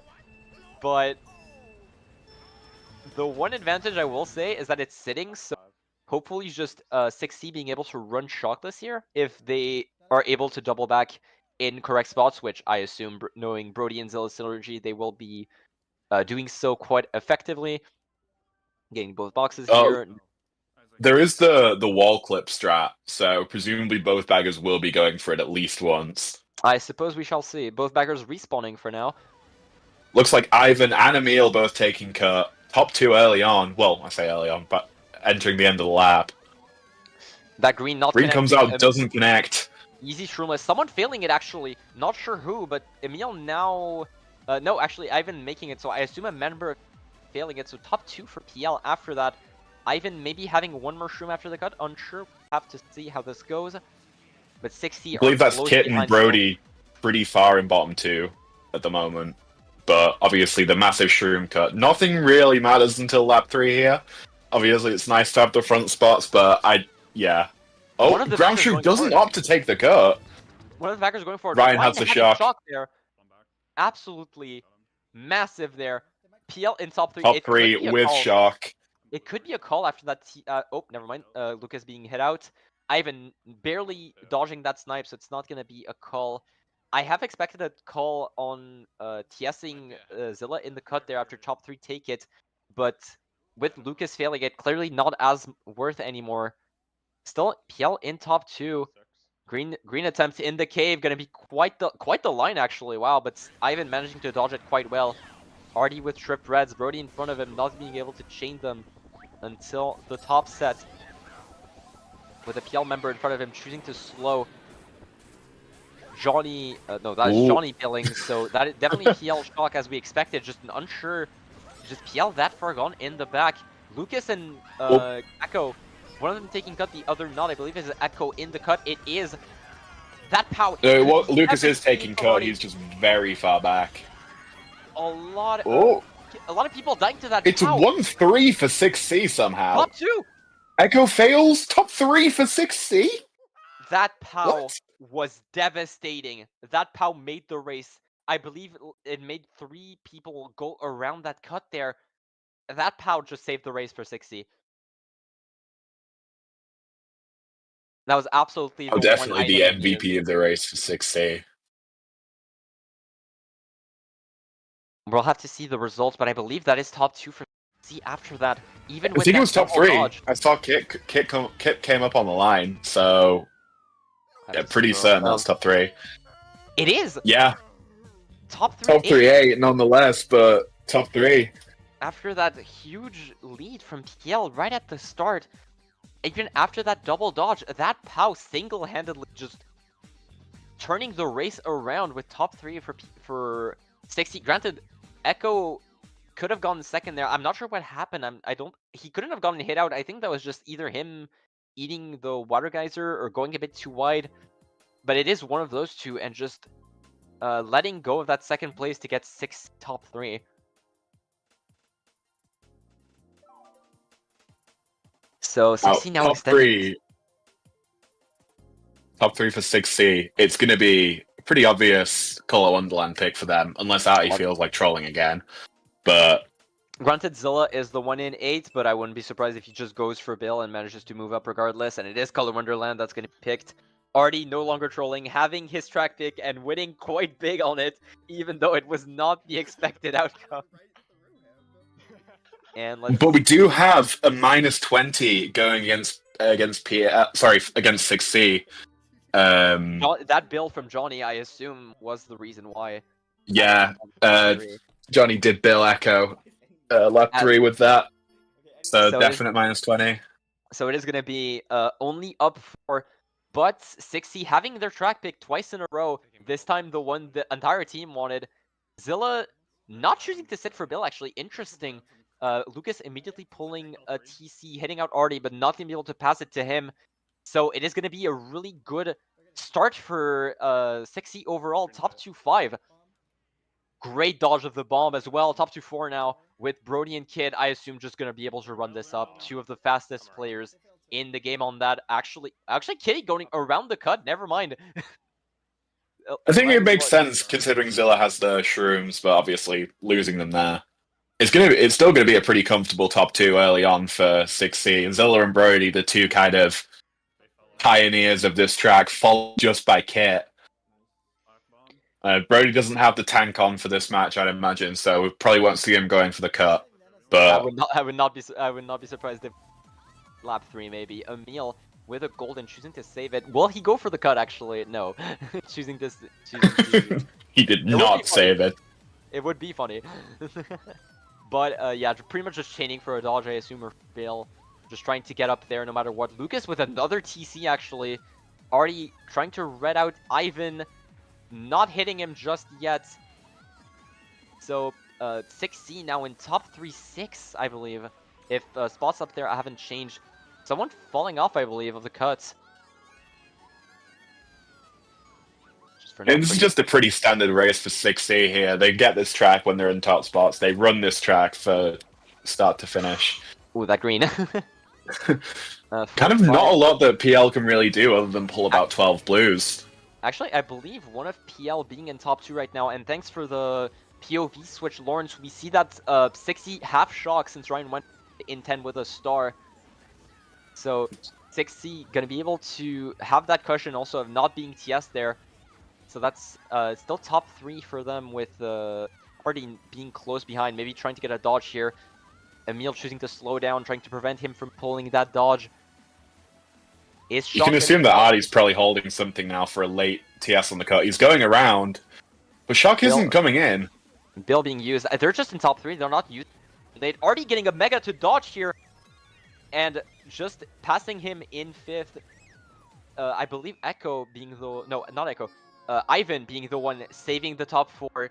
But still, as expected, a gigantic race from 6C on Color Wonderland. That is their track pick, their signature. And they prove it once again by just holding the entire top 2, pretty much the entire race, I believe. No blue being pulled from PL, no shock, nothing to manage to just get back up in those top spots, and that dodge from Artie sealing what was already an amazing race for 6C, my bad. That's -20 being snuffed out entirely already. Yeah, I mean, as previously mentioned, like 6C are not they're not a track dependent team. Like they can win on probably any track that PL has to pick. But when it comes to their tracks and what they're good at, what they specialize in, like it's pretty much wraps from the first set. If you have 6C in top 3 or even top 2 on Color Wonderland, you're not breaking that. You have 2 of the fastest players in, like, probably the 2 fastest players in the world on that track. Most consistent online. Just it's not possible for PL there. Pretty much losing race from the first set. Granted, they did put up a good fight. They were doing their best. Few unfortunate TC pulls. We saw lap 2. Lucas pulling lap 1 and 2 actually. Pulling 2 laps. Yeah, not having like all the resources, like I said, I think they would have needed like multiple blues to have a chance at cracking those top spots. But yeah, you just can't really expect anything different on that track. The first 20 seconds means so much. Breaking into the top spots there. We do see a cryovolcano pick from PL. Again, this is kind of one of their sort of specialist tracks, particularly Echo, who seems to really enjoy this one. A lot can happen at this first set. If someone gets a golden, Artie shrooms up. Everyone seems to be shrooming up other than probably the top 3 that went around. Zella, unfortunately, being bumped out as one of the few that didn't shroom up. Pulling a star immediately. Gonna be interesting to see how the bagging battle goes. Emil trying to pass that TC to Passing Artie. off that TC, majority of the bottom spots being occupied by 6C as of now. This start could be pretty helpful for the start of next lap to gain some like very much needed ground. One of the baggers failing strat, I believe. Ryan making it is going to be gone 10. Really huge for PL here, as expected, on one of their main signature tactics. The bagger just doing exactly what he needed, and Zilla knowing this, just choosing to burn the star, trying to get up there, trying to just keep their top spots. With 60, I believe, in top 2-4 now? Yeah, after what looked like a pretty convincing start for PL, we do see 6C occupying a lot of the top spots. Obviously, shrooms are very important. This Mega, definitely the best pull that Zilla could have gotten. Absolutely, and especially seeing as so Johnny just respawned. We know 6C don't have just yet. Kit getting bumped into 3rd here by Emil. Respawn from Ryan. We know that he doesn't have shock just yet. Neither bagger has. Zilla trying to schlag as much as possible. Bomb being dropped. Not gonna hit Ivan, who's forced in a Mega. Just second for Emil right now. Blue does come out giving Emil first. It's hard to tell who could have shock at this point. If we could just maybe get a look at Ryan briefly. Ryan doesn't have it, so it's pretty much just going to be who can pull the better items in this last stage of the race. Emil doing very well to hold this top spot with the pressure of Reds, but Shock Red comes out. It's going to be a 6C shock. And Artie getting first here, top 2-4. First 6C once again. Just that Johnny pulling in 9 at the end and managing to pull that Shock Red. And the Artie Mega Dodge just right on the line. Insane ending from a granted 6C were definitely in the top spots for a lot of it before that blue. Brody and Kitty just kept keeping pretty much 2 of the top 3 spots for the entire race. Kit being bumped out at the end, but that Shock Red pretty much saves the race, and Ryan pulling in 10 after the fact. Gotta feel bad if you're as a fellow bagger, you gotta feel bad for that because it's I mean, Ryan kind of destroying Johnny that race and then not paying off for him. Yeah, not being rewarded. And 6C now up 50 6C going the last GP. After struggling for 1 GP, we're just reminded why they're so terrifying to go up against. Just that reminder also, plus 50 with a minus 20. Just gotta remember that. It is absolutely just it is insane to think about how much minus 20 and only 2 track picks against one of the teams with historically the most unbearable tracks to play. We'll call not just in the division, but in the whole league. Well, we'll call it subjective at the best, but BC2, Volcanic Skyway, once again, pretty standard track picks from either team, and PL once again being Mr. Bean. another track pick being chained, but in all fairness, they need it at this point with 50 down going into that last GP. Pretty much one or two winning races from 6C could just steal that first match right away. And I have gotten word that GAMT won the second match by very little, actually, winning by 10, barely, so barely edging out for the match 3 of that final that we will see after the fact. I was gonna say, wasn't it a DNCE blowout match 1? And they forfeited at the end, didn't they? And then It was. like It you was. said, It was close at the start, but once again, GAMT pulling themselves up, winning match 2 even by only 10.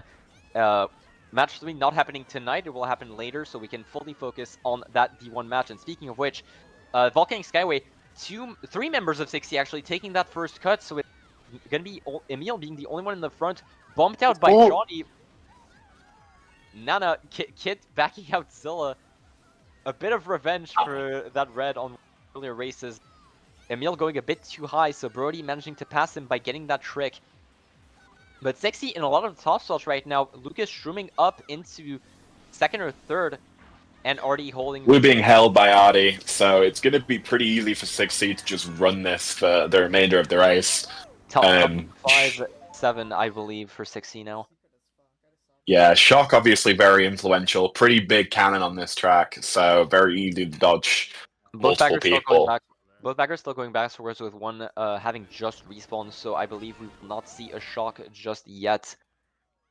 Ryan trying to it is sitting at that track, that set, so it's pretty much just the dice roll who gets it from now, which is what we like to see in the bagging battle. Zilla with the golden, gonna have to see. Easy cut right there, especially with the golden. Emil gonna try and break into Kit's top spot there. The two of them wheel to wheel pretty much, and Emil getting the upper hand on Kit, bumping him out, and a blue. But blue immediately comes out. Artie held because Artie was holding that the whole time. And Emil having a shroom but not dodging it.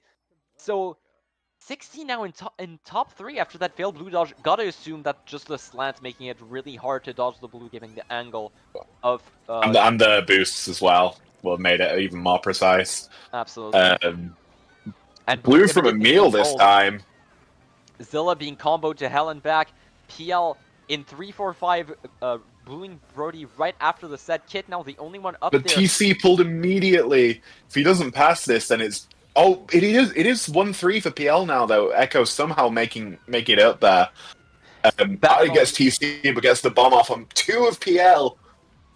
PL in bottom 2 now. Baggers still at the set, so no one's... no, actually, Ryan has a shock. And with PL in bottom 2, this could be gigantic for PL. Star being pulled out by Emil. Gonna have to see. There's a TS on the cut, as expected. Double dodge from PL, dodging in 2 stars. So PL gonna be in a lot of the top spots now.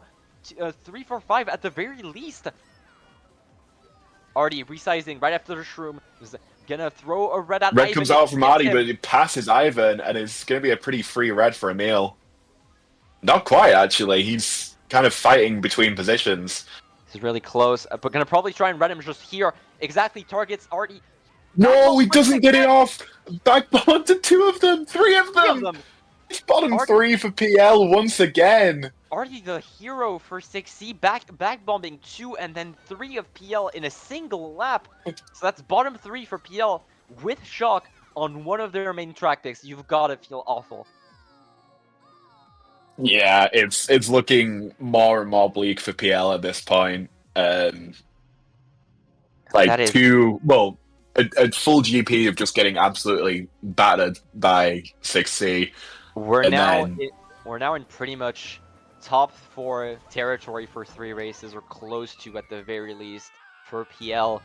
It's top 3-5, or actually Echo managing to break that top 3. He gets second. That's still 1-3-4-5 for 6C there. I mean, that is a pretty impressive second there for Echo, having his entire team just get, like I said, just thwarted around him. Obliterated. But I think... actually, maybe I believe, actually, PL POV, Johnny bumping out, I believe that was Lucas? bumping him Let's off, just so we'll have to see. see how this is ruled. Could be a -20. Wheelie bump on the boost, forcing him to go off the track, so could be a -20. Could be the saving grace for PL. Another -20 by Johnny. Yeah, that has got to be a -20. So PL, if PL is only down 30, it changes quite a bit because this is now only a single top 4 away from being in their grasp again. Lawrence, once again, being our hero host here, managing to give us the pen as it is called. So it is indeed Yeah. -20. So PL now only down 30 going into the last GP. So that's actually a winning race for them if you factor in that pen. They've gone from down 50 to down 47. It's much more doable. You would have thought a -67 would be pretty much unrecoverable. Pretty much. PL, not quite at the stage of burning tracks yet. Obviously, they still want to pick their picks to claw back as much as they can. 47 in 3 races is super doable. I expect that pen to be a big part of it. If it wasn't for that pen, I assume they would try to burn Lost Fortress, burn Melting, burn those sorts of track picks that we know 6C like to pick. Zilla going for that golden cut here. It doesn't quite make it, but it will still gain quite a bit of time. Emil with Trip Shrooms, now exactly the item you want. Ivan throwing those greens up, trying to unblock the low trick. Lucas is off, but he had a TC, so it's not like it really matters anyway. It might have been an off on purpose. Emil just choosing to chain those shrooms, trying to get something to catch up to 6C's top 2. Not sure if they have shrooms in top 2. And PL, another TC in 5, actually. PL have got to swap these TCs for some blues, man. Another TC? As I say that, Caster it's the only way they're really going to be able to break up those top spots, and the item roulette just really not in their favor at the moment. That is Lucas doing well to hold the top spot. 3 TCs in the span of like 20 seconds and immediately being redded out as well. Zilla holding blue. And Zilla's already holding the blue. Yeah. It's another pretty textbook run for 6C. It looks like they're top 2, 4 or something. No! Oh, well, they gotta change POVs. Already dodging that power, not that it matters. Maybe trick snipe or something, we'll have to see. But 6C still gone top 2. And Johnny in 10, not sure. Oh, Ryan actually. Ryan holding the shock. Ryan holding the shock. Thank you, Lawrence, for showing us that. And right as shock is pulled, Lucas dodging in a mega, Emil dodging in a star, and pulling trip shoes almost instantly. He might just go for the mountain cut up there, which he will, using 2 of those shrooms. Will he go for the extend? We'll have to see. Pretty risky to go for. In this instance, he just chooses to hold top 2 for PL with that. That one comes out, takes him out immediately. Echo is the only one up there for PL. You have to assume that was either Kit or Artie with that hero bomb right there, allowing 6C to occupy 3, 4, 5 at the very least, taking out one of PL's dodgers, and Lucas gets hit as well. Echo was the only top spot. At the very worst, that's 2, 3, 4 for 6C out of that. After a pretty well-used PL shock, lap 3, but that bomb just doing all the work that 6C needed. What a hero bomb. I apologize for the eardrums I might have destroyed with that, but that was an amazing bomb coming out of 6C, winning them the race outright. And Lucas being hit out as well, unsure as to what happened exactly, but just him getting hit out and giving on the line. Giving 6C 2, 3, 4 at the very least. Oh, actually, Emil getting up there. 5. Emil getting up there. That's only a -1 race for PL after all that. I thought that was much more in 6C's favor. Artie getting 8 and Emil getting 4 definitely salvaged that, but you're still in a do or die situation for PL, down 47, sorry, down 47 going into the last 2 races. The last leg of this first match might be in burn mode for now, trying to get picks out like Lost Fortress, like Melting Magma Melee. Picks like that we expect 6C to pick for that second match at the very least. Yeah, I mean, 48-point deficit is, again, it's still very doable. PL obviously needed more than that to be able to be in a even semi-comfortable position, but it's possible. They're not completely out of it yet. They probably shouldn't be burning tracks just yet as well. And they choose not to with Wicked Woods being picked and Frantic Funyard 6C in the burning mood. We know Frantic Funyard is one of 6C's best track picks, but PL getting another track pick once again onto Wicked Woods for what could very well be the last race of this match. I'm Or surprised. the last meaningful race of the match. Yeah, more so. But I would assume I would assume an FF comes out from PL if if good race is not gotten here. We'll have to see. The first shroom cut here is gonna matter quite a bit. The ending of the lap 1 as well could very well be 60 with that red, Zilla with that red choosing to go around. That bomb already killing a lot of people. Zilla now in first, Kit right beside him, choosing to let him forward. Lucas in third, right behind him, might back a red at the end of that spiral. Chooses to hold it, trying to play safe. They don't need a big winning race. Almost off there, a mega coming out of Emil. 2 of PL's members taking that first room cut. Kit now being trapped between 3 of PL's members. Exactly the start you want if you're PL. Red being thrown out, being unfortunately lost to the void. That bomb could be big. Bomb being thrown. Red did land. Oh, it lands just wide. Still top 2 for PL. That is exactly the start you need. Someone might golden up tight of that last corner here. We'll have to see Kit being in third. Head out by Emil there. So Zilla being the only frontal presence for 6C. And he's hit out by Emil as well. Pretty comfortable top 2 now for PL. Obviously, blue comes out immediately. Casper Once again. I don't think there's been a race yet where PL have been in top spots and 6C hasn't pulled a blue to kind of, at the very least, like delay their running. But it's now going to be a top 3 for 6C. Sorry, top 1, 3, 4 by the looks of things with Echo showing up. They're getting red immediately. And it is finally a top 3 after all that. With a Stroomman first for Zilla as well, he's got this on lock unless he drives off or something. Oh my god, that back green. Brody in a bill actually. Ryan off. Not sure if Johnny might have already. He's still going backwards though, so I do think Ryan just hasn't managed to pull in 10 just yet. With Brody using that build probably just to burn it and allow Ryan to pull it in the 10th position. Already in last. Yep. There's the only bottom spots with Brody in 5th now. Not the item you want if you're Emil with single red being pulled by Echo. Horrendous items being pulled in PL's bottom spots right now. No dodges. It's bottom 2. The only way that PL are saved are with a shock, which obviously we did see Ryan in 10, but obviously nothing's guaranteed. Pretty comfortable top 2. Shock does come out, and that's the PL shock. Ivan dodges in 3rd with a star, so he's pretty much guaranteed to win. Lucas was so far behind that even with that double dodge, PL composing 3 out of the bottom 4. That trip shrooms, I'm not sure if it's going to be enough here. Yeah, obviously a golden is the best pull you can really get there. Echo or Ivan having to put insane snipes here. Zilla pulling TC, gonna go tight.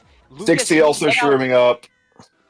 Was that top 3 for 6? No, Kid no. Already got 4-5. Kid already got 4-5, so it is Ivan in first. But 6C still getting 2, 3, 5, 6. Getting more than enough to secure that first match, even with an all run. Yeah, obviously they just needed to not get a really bad race there, and they kind of did everything they needed to do to prevent PL getting a really good race. PL getting the shock. Only one of them dodged, I think, unless we saw Lucas dodge. Lucas dodged in bottom spot, but he was just so far gone that it doesn't really matter. And then pretty useless items chained afterwards. But that is going to be a match 1 win for 6C, guaranteed at this point.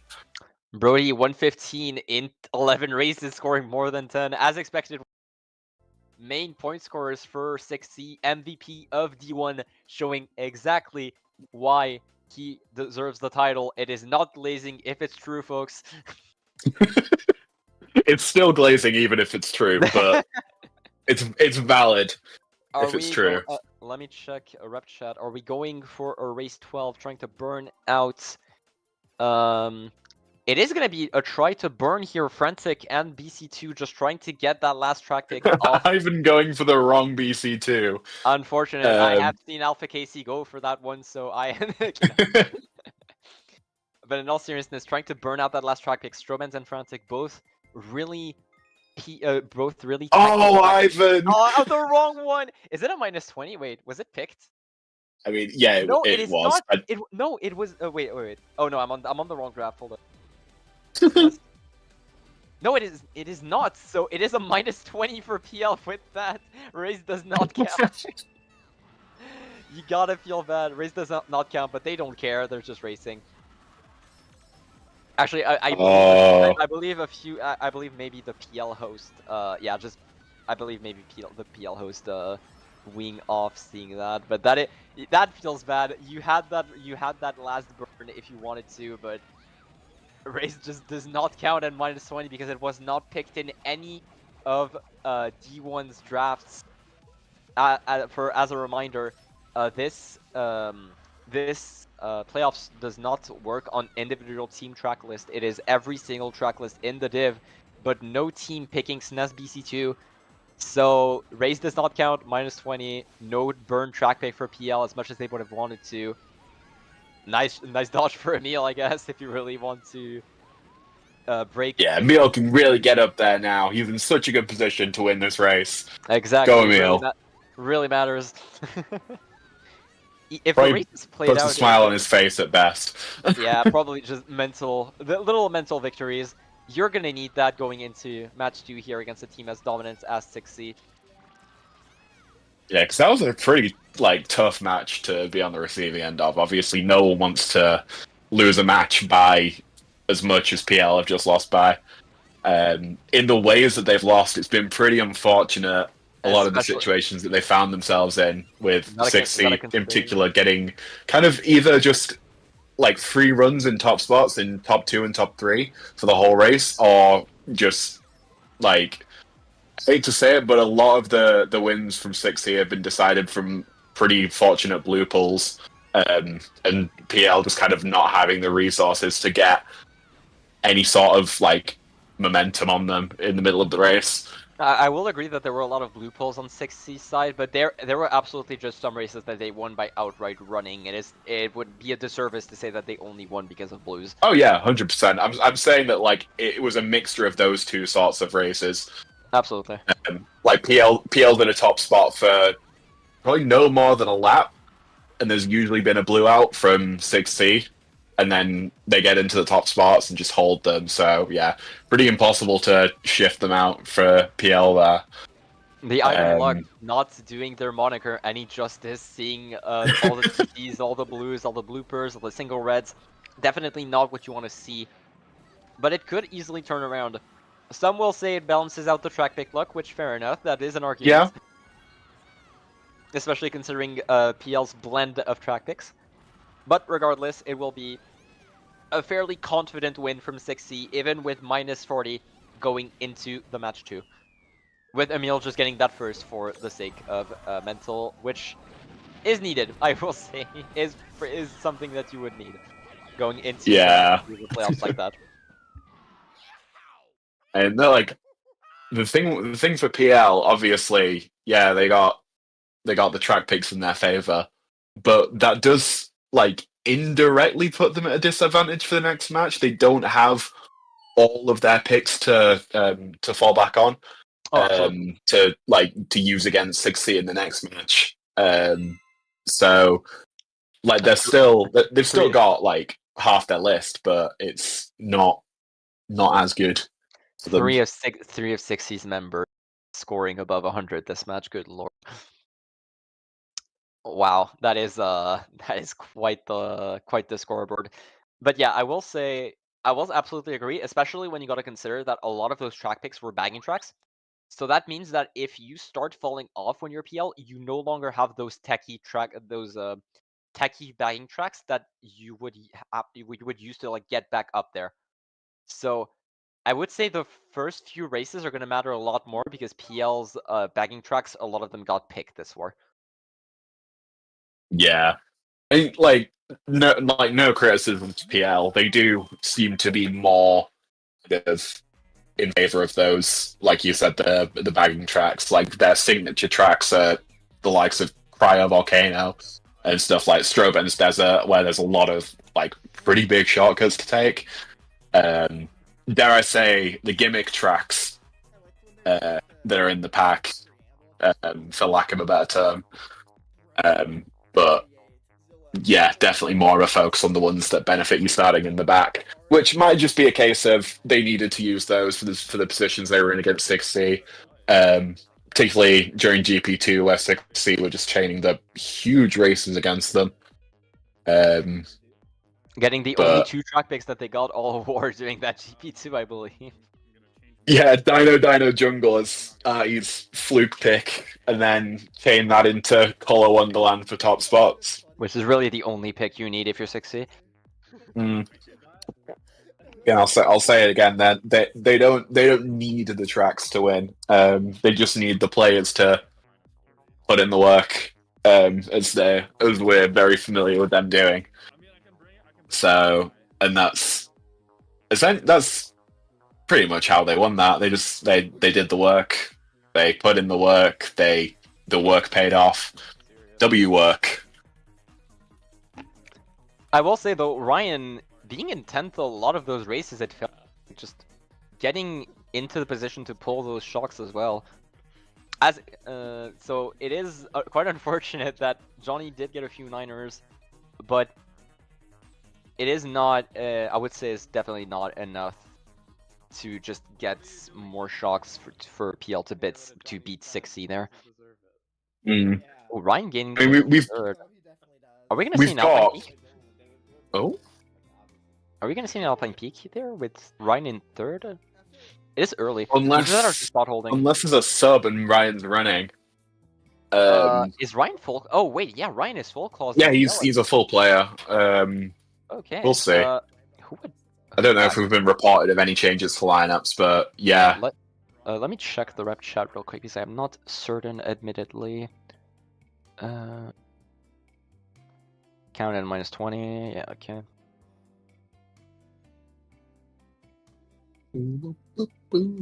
I don't believe a sub has been called, so we'll just have to see. Maybe we'll see Sammy coming out of retirement to bag for PL here. The unlikely hero. I mean, PL have like a lot of baggers on their roster, but they don't seem to have many runners. So I think if we see a sub, it's more than likely Ryan going forwards and someone banging in his place. Who do you expect it to be if you had to call it? I'd say it's more likely to be Chris. I think he's been there like first sub throughout most of the season. Him and Ryan playing, I think, all the matches between them. Although they do have James US or King Mango, not James US, James 05, known as King Mango, on their bench. So he could be a super sub for them. Even not having a very good match points wise. A super sub's gonna have to come now. I mean, I wouldn't be surprised if PL did make a sub. Obviously, it's one of the kind of most obvious things you can do after a loss. But I think, personally, trusting the lineup that you have is probably more effective. You've already got them like fully warmed up from 12 races. James is subbing in, though. No, that doesn't explain why Ryan's in third, but we do see the sub from James coming in. We get a double sub coming out. It'd be quite interesting, though. I'm not sure if I like it, but it is interesting to see the double sub coming out for PL. Granted, it could just be time problems, in which case, unfortunately for PL, that is just something they're gonna have to deal with. Only 5 in Rune, so there's plenty of time to see who's gonna show up. I'm just having a look at results from throughout the season. Obviously, like we did see PL using, I think, the same 5 runners for every match, other than at the very least. Maybe one. I think Ryan ran. Yeah, one of the matches versus N. Ryan ran one match and had Merc bagging. Ryan just left, so he could have been spot holding for someone else. More than likely, yeah. Yeah, spot holding. That's Echo. That is Echo, not Emil. That is gonna confuse me on cast. Oh god. It's fine though. But yeah, so just spot holding for Echo. So only James subbing for, I would assume, Ivan maybe.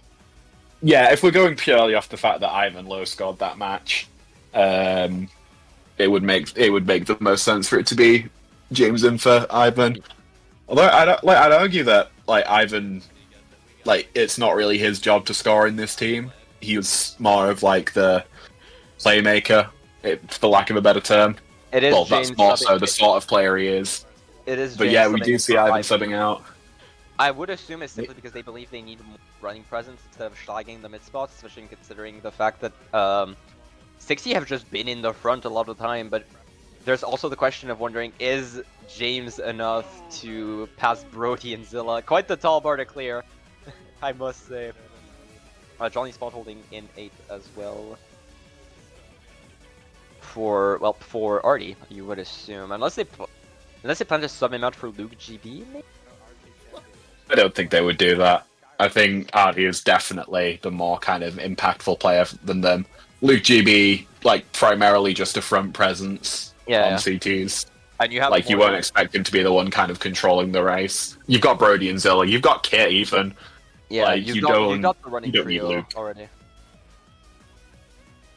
And with the lineup they've just used, obviously winning the match comfortably. So like it's not. It wouldn't make as much sense. Obviously, if someone has to go, then they have to go. But yeah, Johnny does leave the room. Not too surprising right there.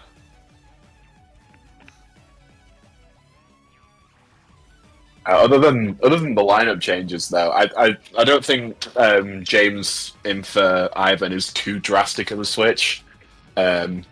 Two like very much main lineup quality players for PL, both played plenty of matches. I think Ivan did play more throughout the season, so like it makes sense to have seen him in the lineup originally. But James, obviously being part of the Jay-Z team, the only team to have taken down 6C since they started playing, with James kind of being at the forefront of that.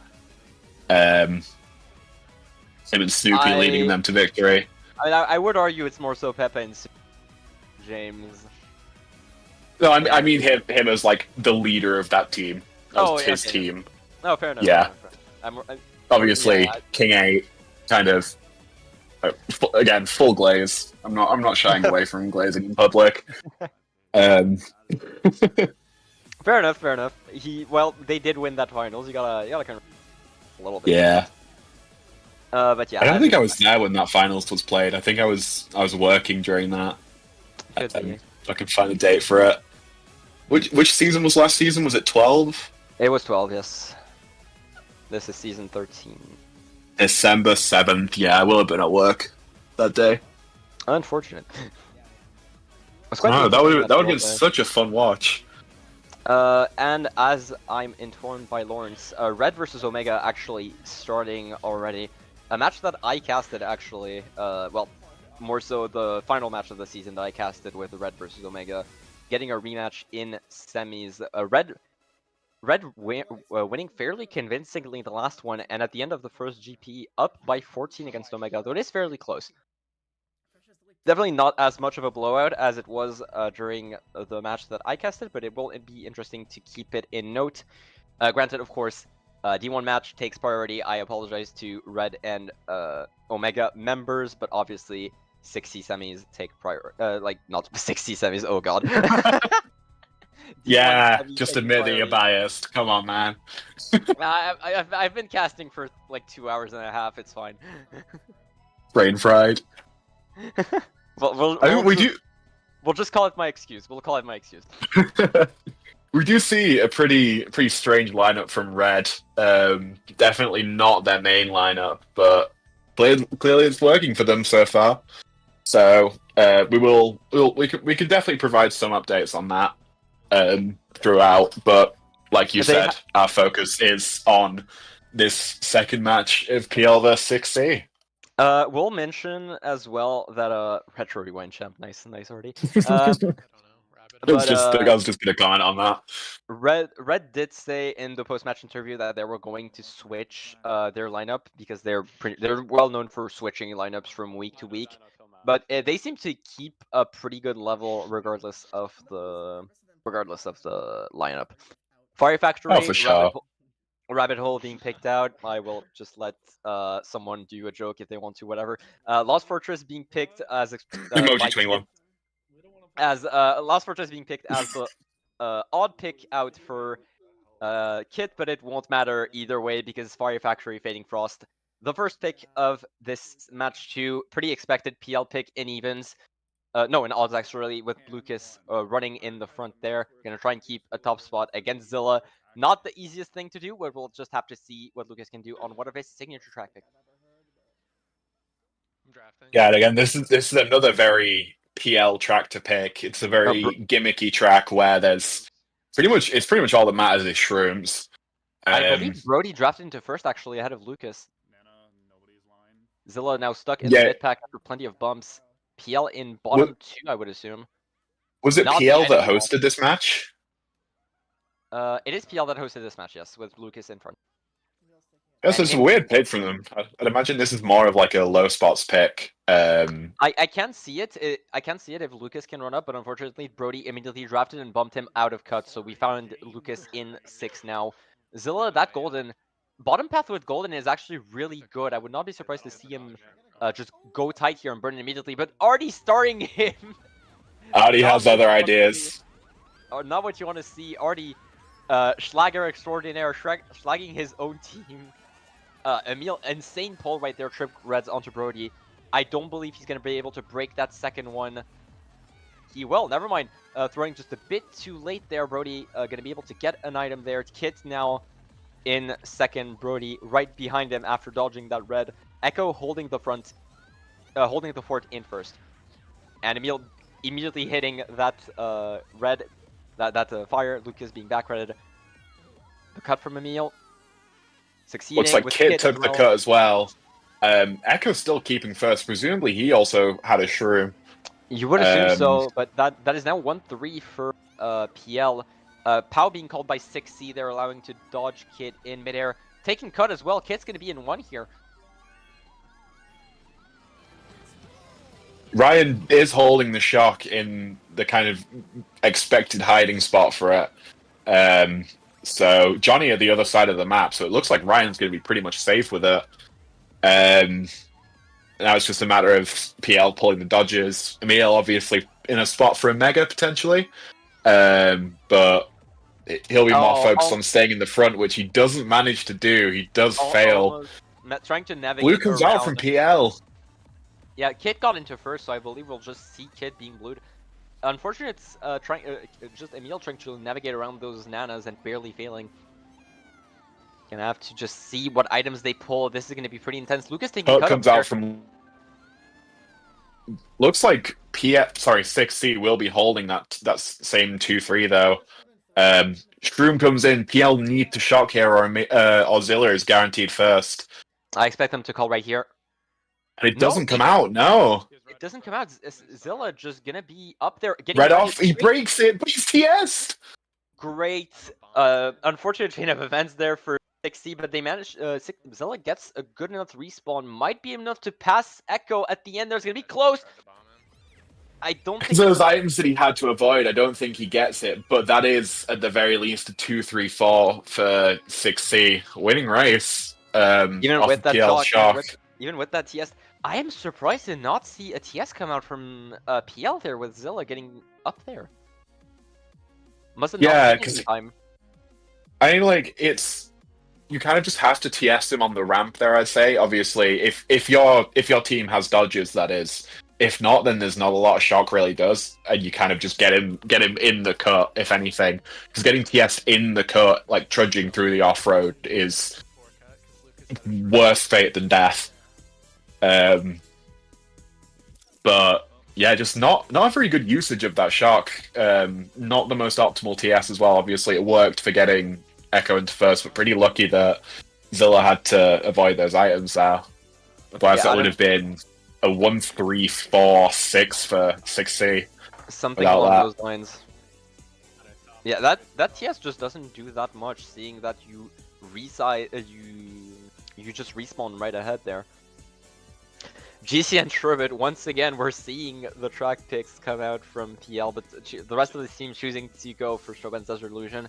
Rabbit Hole, Neokupa City, all of those tracks good for their respective spots. I'm surprised to not see Neokupa City more often, more prevalent here, simply because of how good it is in 2-3-4. But what point is it to talk about 60 track picks when PL just gets to chain?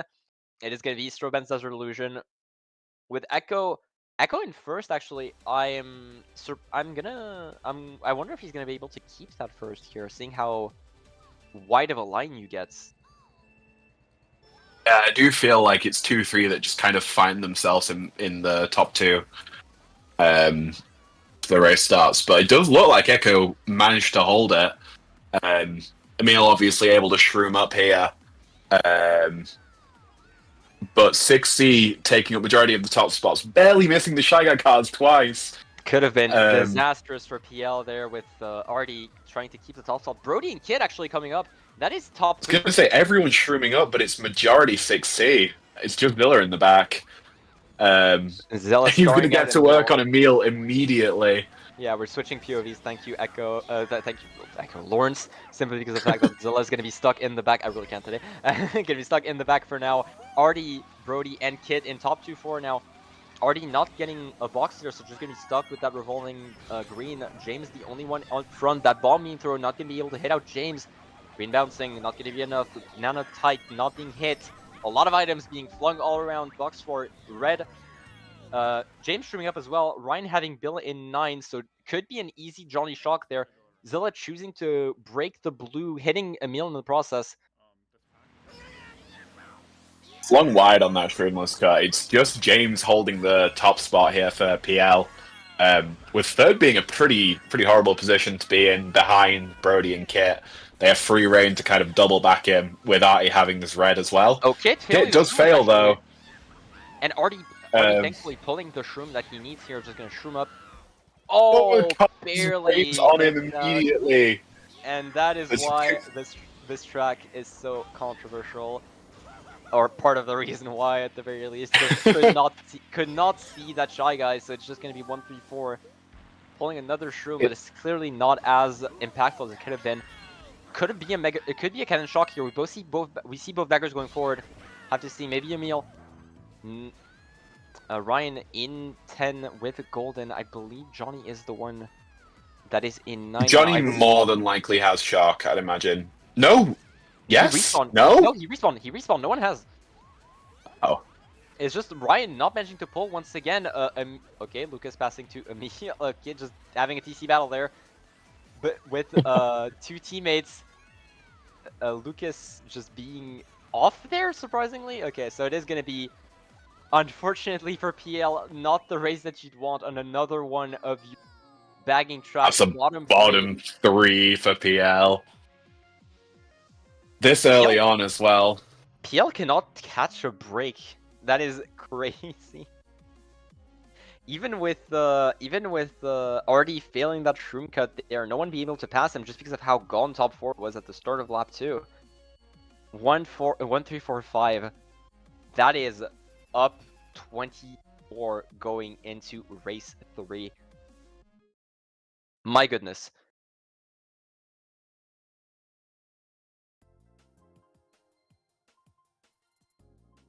Up 24. So we're already at I cannot count. Pretty heavy deficit.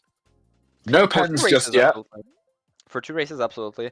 Though you're absolutely still in the. You've only played a 6th of that war, so obviously you've got to keep going. You can't be discouraged just yet, but of course, being down 24 in 2 races, you've got to. On 2 of your own tracks as well, I feel like that's even more kind of tough to swallow.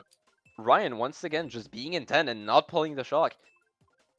No, we did see a brief POV switch early on of Ryan in 9th when he had that bill. So it might have been that Johnny just put. No, Ryan was in 9th when we saw his POV, earlier in the race when he was going back on the spiral. My mistake then. GC and Luigi Circuit being picked. Was that on N's track list? It could have been. GC and Luigi Circuit. I would imagine it probably was. I think we're the only team that probably would pick it. I would not be surprised knowing you guys. Let's see. Being the track pick for PL, need those bagging tracks. Not the kind of techie track you expect from them. PL out in bottom spots at this point.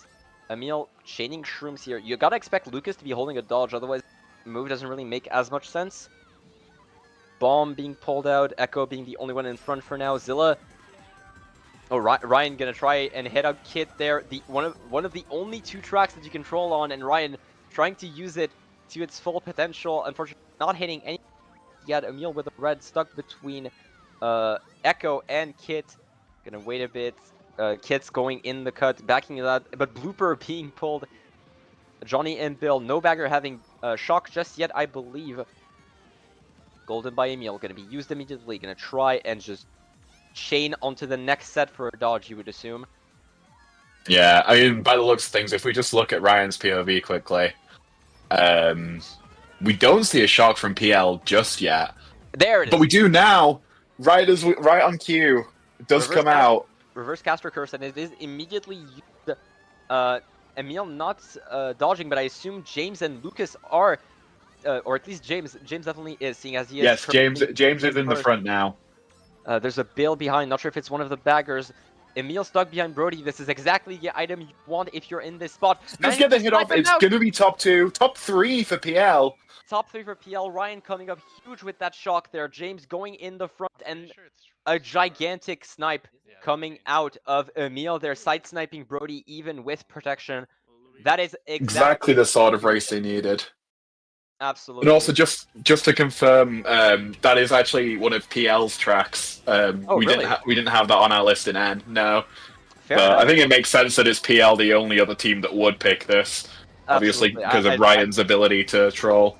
I just assumed that it was one of yours first, first and foremost. But that's fair enough. Would make sense considering they picked it fairly quickly, or they would have just had to discuss it in the back. But PL clawing their way up to only a -3 deficit. Lucas getting 7th, but top 3 managing to just finally get a hold of the top spots. Gonna have to see what they pick here. Yeah, I mean that's really what they needed. You don't want to be losing by too much for too much of the war either. Like being in a losing position for a whole war is very draining. So still losing, only -5 though. That's like within a race they can be up 25. So yes, Wario, no surprise. Very much meaningless. No surprises. Yes, Wario, who could have guessed? One of their only really not gimmicky track picks, my god, but just because of how broken it is and how good Echo is at it. And the rabbit hole being picked out by 6C, managing to get their first track pick of this. I'd imagine you know quite a lot about this track. I do have a 5th worldwide on it. Not what I meant. Shut the. Anyway, back towards the match at hand. Emil going for the moon jump here? Interesting. I assume just trying to get one of the bottom spots here, wanting to bag a bit against N6C. It is what is happening. Getting a box in 7th. TC almost immediately. Not what you want here. But if there is one corner you might pass it to a 6C member, you have to trade a red for it. But Zilla gonna have to eat that TC in 4. Just gonna be. It's very useful for PL to take Zilla out of the race early. Don't know what Artie's trying to accomplish, but honestly, I respect it. Artie just, well, granted, you gotta consider this is one of Daisy's really old track picks, so Emil having a lot of experience on it. You probably expect either team to pick, but James is off the track. It's 4, 5, 6, but we know that Lucas is in one of the top 3 spots. Ryan has shock already. Really see Ryan in 10th with shock. He is gone 10. Johnny is in the front for now, so if they call early and Ryan can make strat, he can stay gone in 10 for now. Lucas. But it's just a matter of if they have the resources. They're not really in the position to get anything to benefit from this shock, so it wouldn't surprise me if we just see it held for a while. It will only make sense if like Echo and Emil somehow pull double megas in 4-5 or something. Yeah. I think priority for PL here is pulling the blue and getting first out, which is what they do immediately. Goodness. That was the fastest caster curse I've ever seen. I thought we had one like in the previous race. We talked about Ryan not having shock, and then he got it immediately. Don't know what happened to Echo there, but it's 1-4 for PL at the moment, with Emil being in a pretty nice position with these shrooms. Echo immediately pulling a TC right after the fact. You gotta feel bad. And Emil high really ran, forcing him to go pretty wide. Echo thankfully pulling the mega that allows him to dodge the PL shock, TSing Brody on the table. So that allows PL to just get into top 2. Back bomb onto Kitty. Top 2-4 for PL. Exactly what you needed from that shot. Great TS being called by Lucas onto Brody. Gonna have to see. Well, a great TS that results in Brody staying in second, but the pack is a lot closer. That's what matters. Lucas is pretty much hot on his trail by now, with Echo being in 1. Emil in a very nice position to keep chaining shrooms, and if he gets triple shrooms at this next set, or even a mega for a late shock if Ryan's still in 10, which we'd imagine he is. I believe it's... No, both baggers sitting now at the moment. Yeah, it is sitting. 1-3-4 for PL. Unless also... there are multiple blues coming out, or well, a blue coming out, it'll get Brody into first, then a masterclass. Someone getting TC'd in last, unfortunately. For PL, no blue. Thankfully for PL, no blues being pulled for the time being.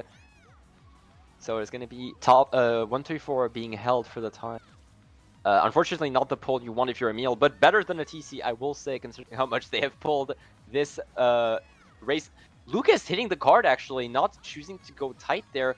Blue does come out assuming that PL were holding that.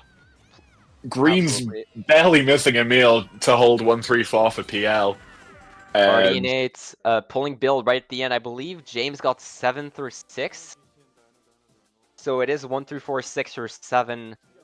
Wait, no, not 1-3-4. No, it is 1-3-4, 6, 7, 4, 6 or 7 for PL there.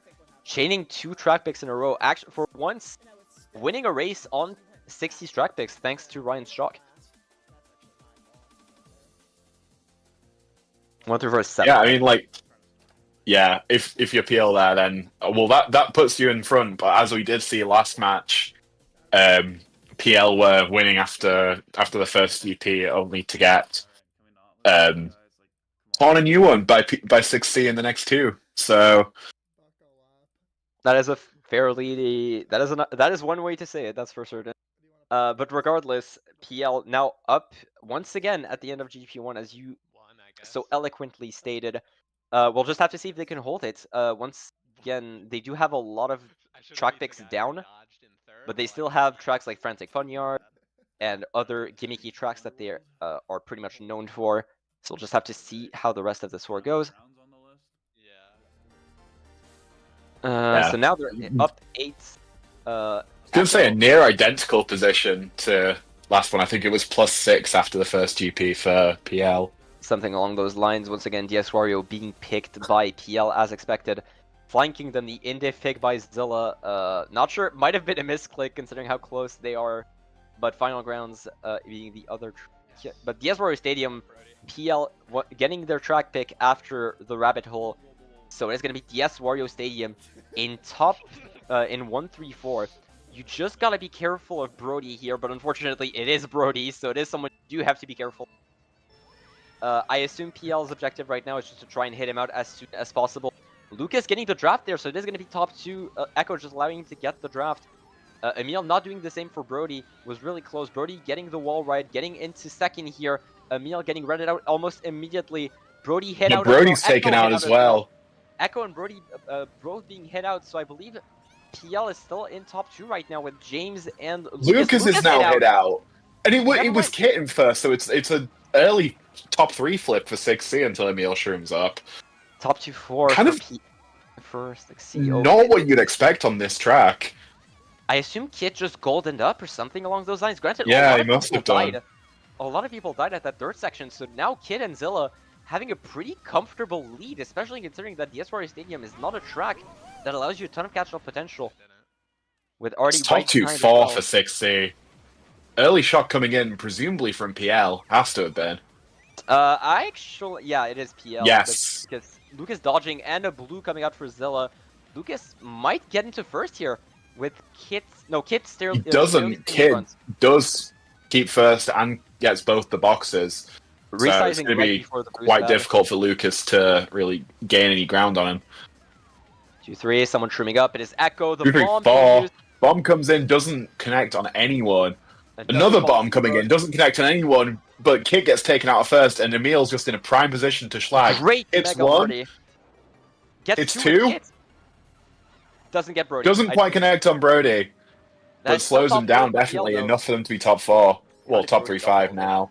So Brody staying into fourth right now, the only breaking that top spot, and Emil with that trip is going to be able to catch back up, going wide, not wanting to get back by Brody in this key moment that they could use to just break away for the first time in this war.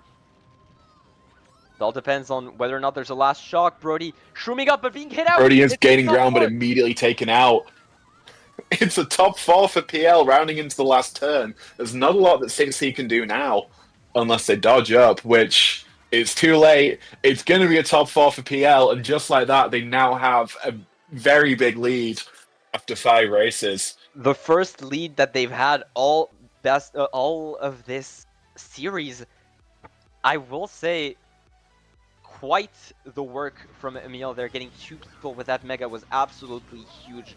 Making sure that Brody was the only one that was able to get into fourth and immediately getting hit out after shrooming up. Ryan, huge shock pull as well, getting Lucas into second there, allowing him to just hit out Kit for free, and then just being able to run the rest of the race. That is top 4-9 plus 31. That is being put on the fridge. I mean, questions do need to be asked about PL being essentially single-handedly dismantled by Brody at the start. Like, that wasn't a very good look for them. But the early shot coming in, incredible work from Ryan. He's definitely been the better of the two so far throughout this series. And giving them that outlet to get up there early. Obviously, Lucas being the sole dodger, but chaining that blue definitely a very big help. And all the pressure that was on Kit from the 3 PL players behind him was enough to just get him out really fast. It's just overall great work from PL, managing to just hit out everyone that was trying to get up in the front, whether it was Kid, whether it was Brody, whether it was Party with the Vega. Just managing to keep those stop slots no matter what. And Spooky Swamp, another track pick coming out of 6C, Mr. Bean giving them a bit of a bone after the top 4. Pretty typical 6C track pick, not as pretty recent compared to some of their other ones, but it is definitely something that they're used to. They're really consistent on that, on all shroom cuts that are present throughout this track, especially the spin hop ones. So we're gonna see how this all pans out. Yeah, and plus 39 victory. That's plus 39 lead. That's bigger than most of the leads that 6C had over them. Other than like nearing the end of the second GP last match. So already a very favorable position for PL. Zilla's going to be the one taking the cut to break the top spots early. But PL do hold on top 2. Not a very fast cut there from Zilla. But I understand that he wanted to just get up there and try and break them as quickly as possible. I'm surprised to not see them going for Shroomless and backing it. Yeah. They just allow Zilla to get up in the front. Echo thankfully pulling trip greens, allowing him to tank that back from Zilla. Could be deadly here if he throws a green up. Doesn't throw it, I believe. So it is going to be Zilla holding onto that first. Kid in second, actually. I believe Echo might have gotten hit out. Kid getting bumped a bit. Kid taken out, so it's 2-3-4 now for PL. Emil can do some work with this red. Probably not a lot. But with Echo being on the come up as well, it's going to put them in a very favorable position. Ideally, Kid reversing actually onto Emil, passing him and trailing. So Emil pulling a mega instantly in 7th, and with Ryan pulling shock. Thank you once again, Lawrence, for the POV switch. So Emil going to be holding onto that mega for quite a bit, you would assume, unless they want to. I just saw a trail of a blue actually thrown by 6C, so PL gonna maybe cancel that. No, was it dodged? You'd imagine so. Shock probably. I mean, it doesn't surprise me that Shock didn't come out there. Emil obviously chaining dodges. Ryan not in 10th anymore, which we do need to know. So it's probably just going to be a one Shock race for PL here.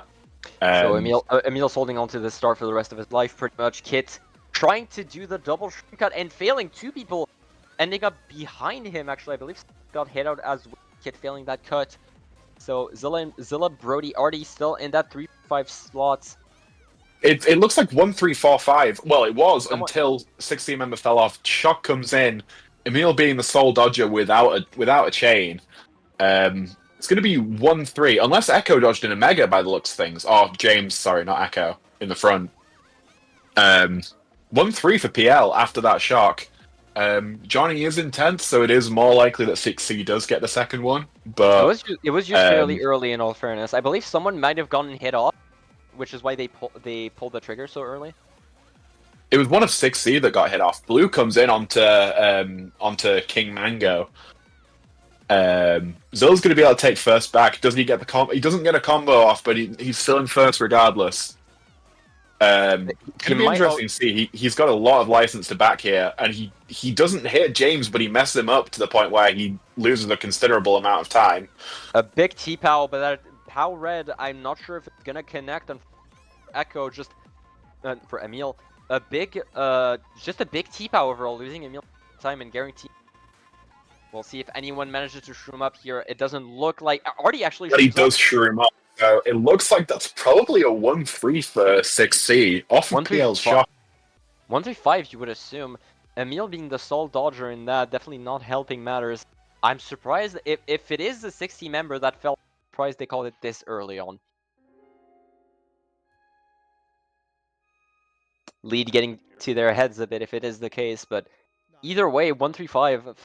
I believe managing to claw their way back to like around 20-point deficit. 1-3-5, 6 actually. Brody managing to get back up there. So minus 30, actually minus 30. My bad. That is the current table, not the old one. So they are now in position to just get a top 4-9 and get back the lead as we go into the second half of this war. I do just want to take a quick detour to the D2 matchup that's currently going on.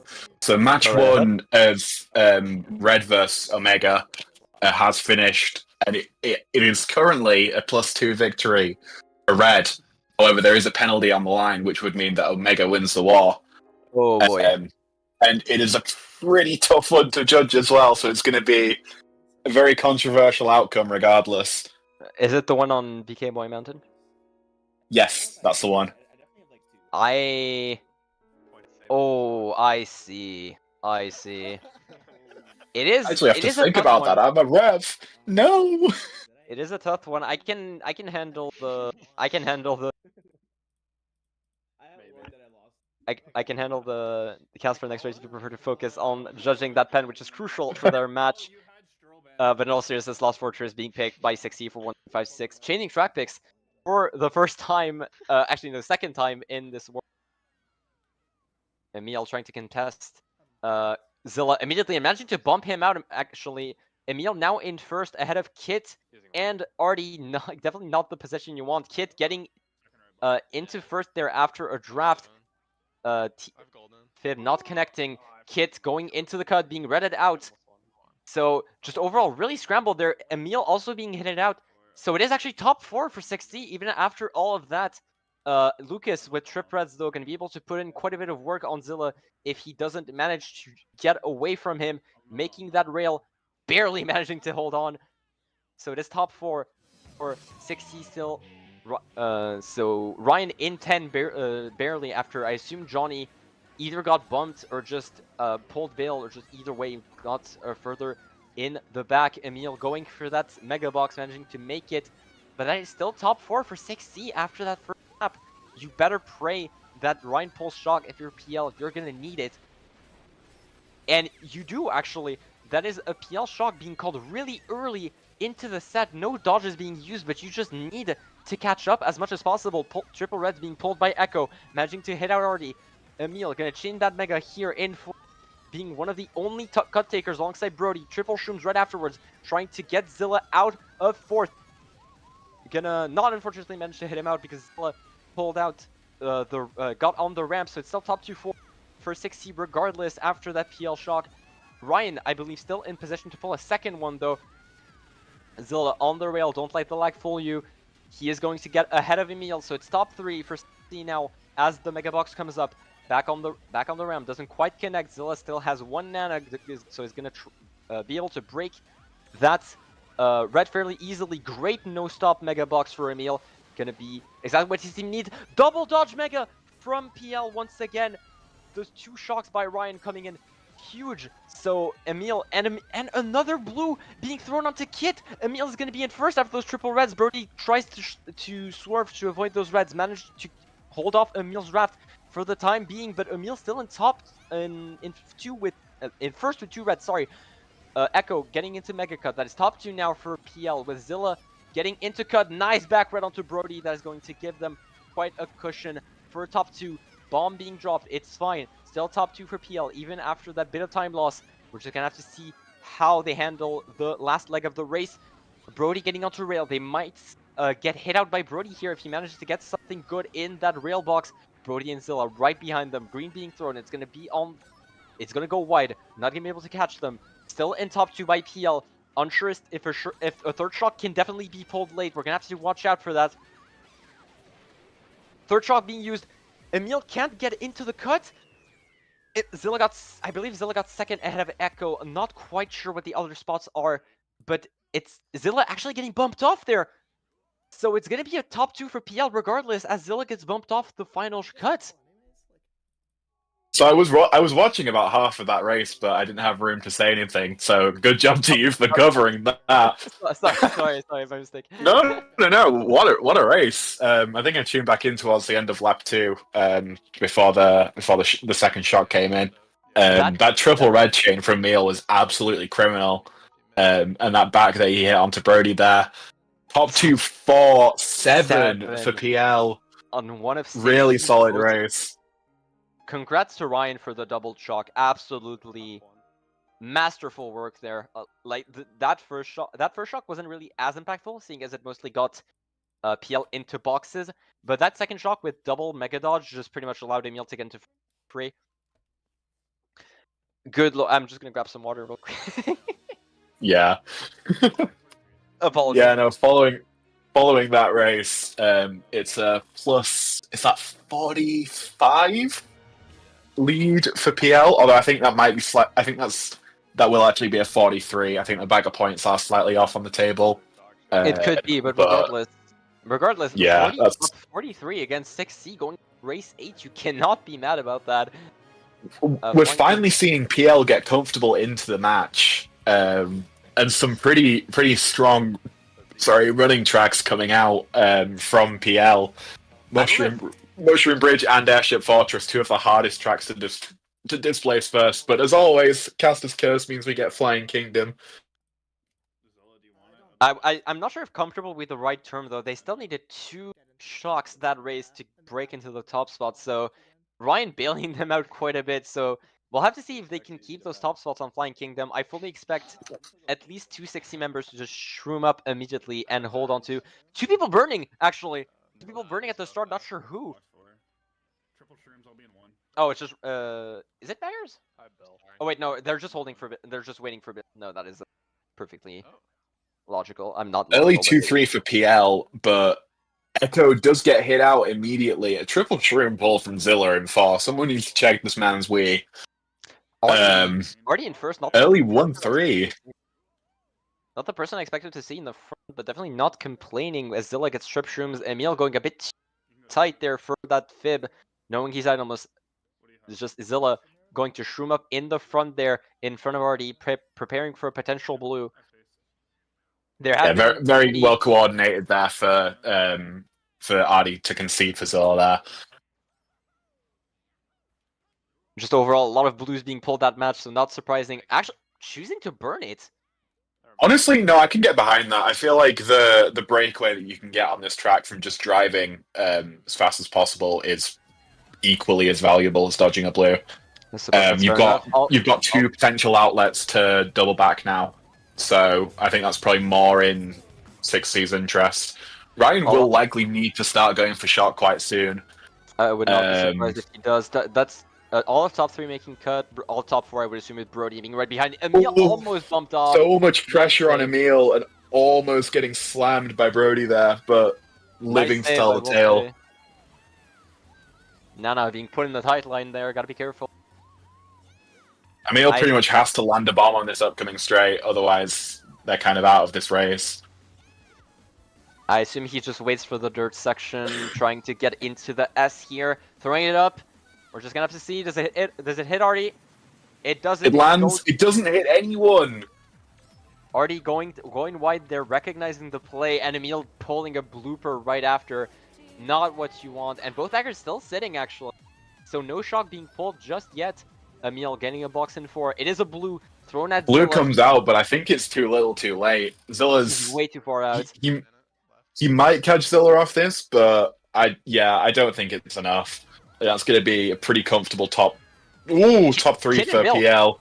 Kid and Bill, and he dodges. Shock comes in, it's top 4 for 6C. All of PL's progress, well, nearly all of PL's progress has just been reset. Right as they get comfortable, right as they manage to get a break, Oh, immediately top 4. I assume Kid holding that build for a lot of the race and just Johnny using as soon as he pulled. But regardless, yeah, you would imagine. Regardless, just an insane race from 6C, having a lot of front presence and just getting that dodge at the end to secure top 4. That is just gonna be like a +10 for PL at most. I will +14 unfortunately have to leave you now. But you've been doing an amazing job so far in that race where I wasn't really talking, so you're in more than capable hands. I appreciate regardless, I appreciate it.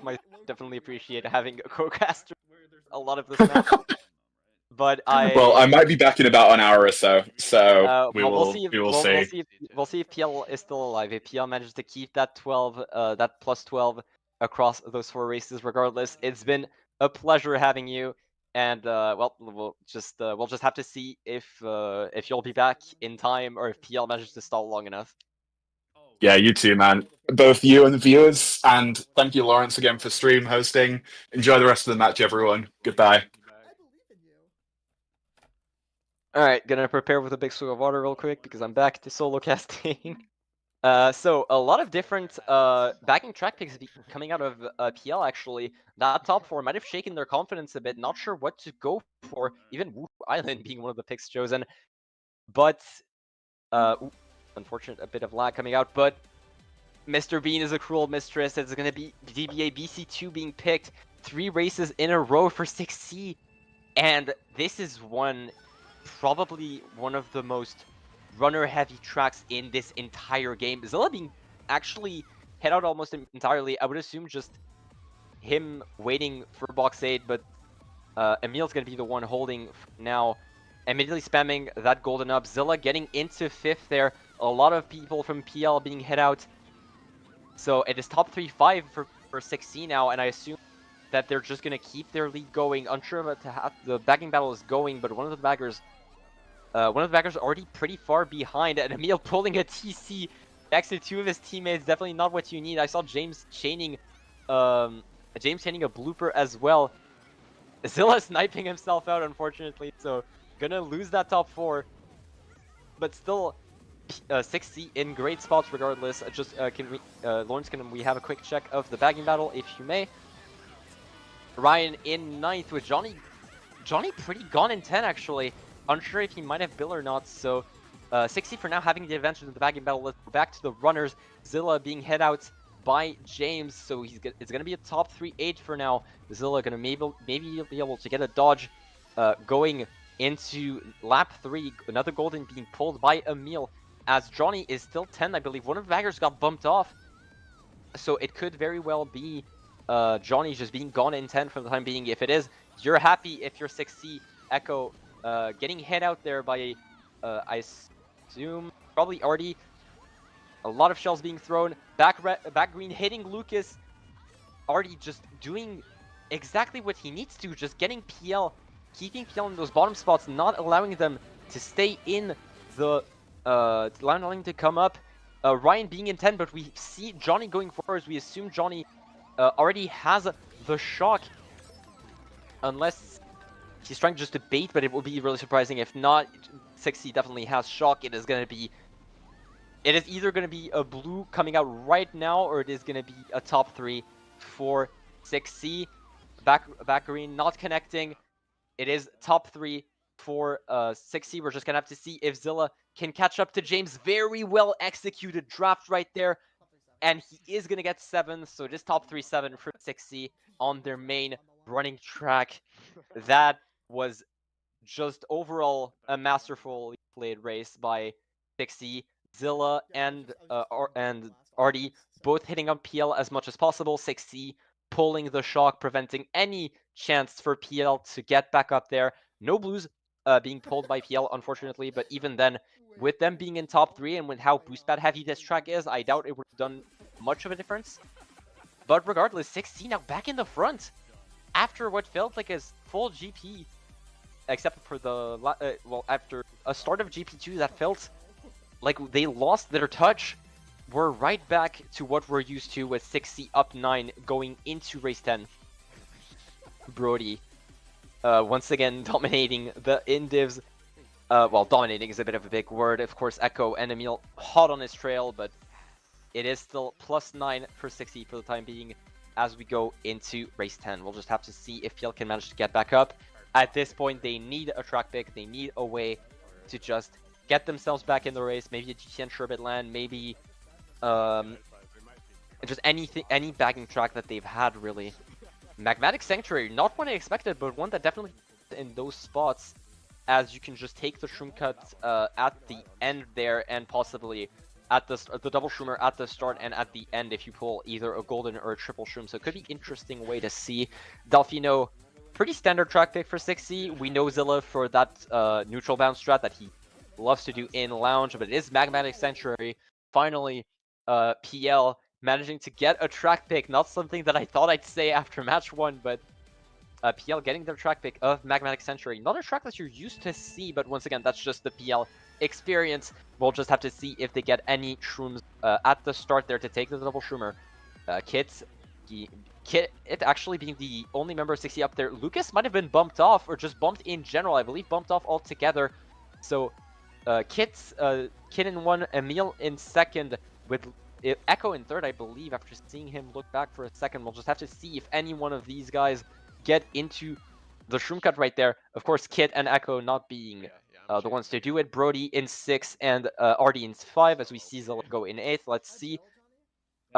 Two people going for cut, actually. I believe Brody and Lucas, with Zilla pulling Bill for his bagger there.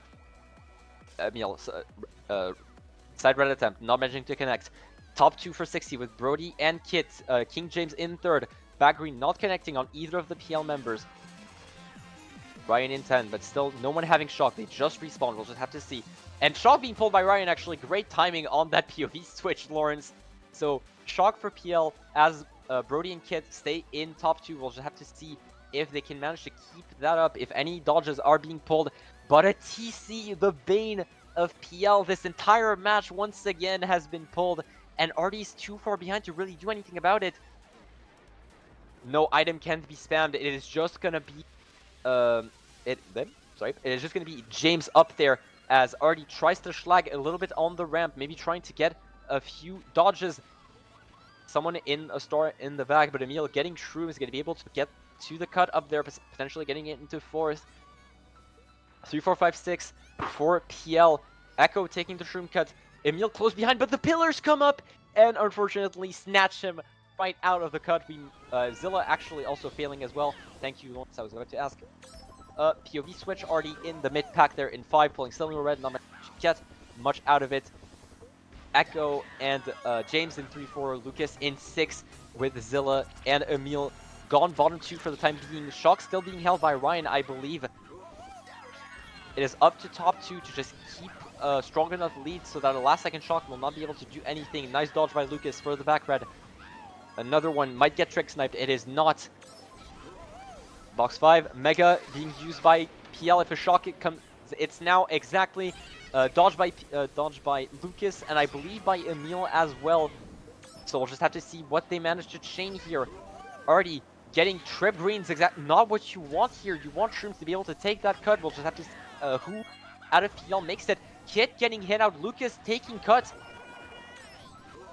Greens being used back for Artie.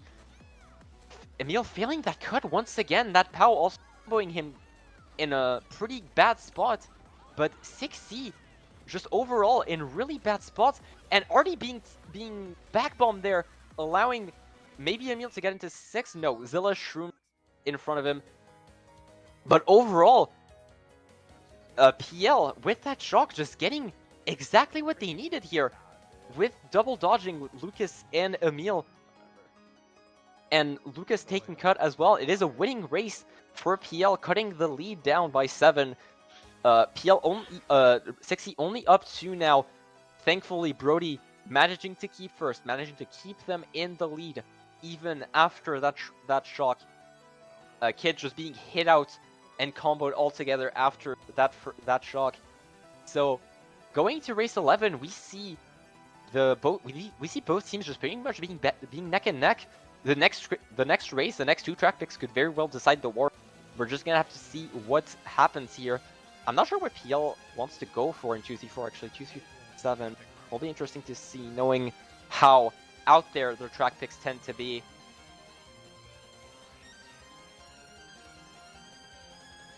So it's going to be Marble Towers and Sherbetland being the picks. Sherbetland being teased for a lot of those 2 ores. Marble Towers, usually a PL track, but we know PL and both picking this track, but we know that Zilla and Brody are really consistent on that first roomless, allowing them to get into the top spots easily, and with Brody being in first, you expect them to be abused in full, and Marble Towers is going to be our pick for race 11. So fully expecting Brody to just take that shroomless, get up there as much as possible, allowing his team to catch back up and having enough of a cushion to prevent any rogue shrooms in 2-3-4. But we'll just have to see how the dice rolls in terms of items. A draft attempt by, I believe by James not being fruitful. Someone fell off actually at the start, so Kit now in 1. Brody might have gone bumped off here. Zilla going for it. It is not going to be enough. Emil, red being thrown, gonna hit him out. So 60 now in 1-4. Lucas gonna try and get in front of Kit. Lucas falling off the shroomless actually, so it's gonna be 1-3 for 60 after that.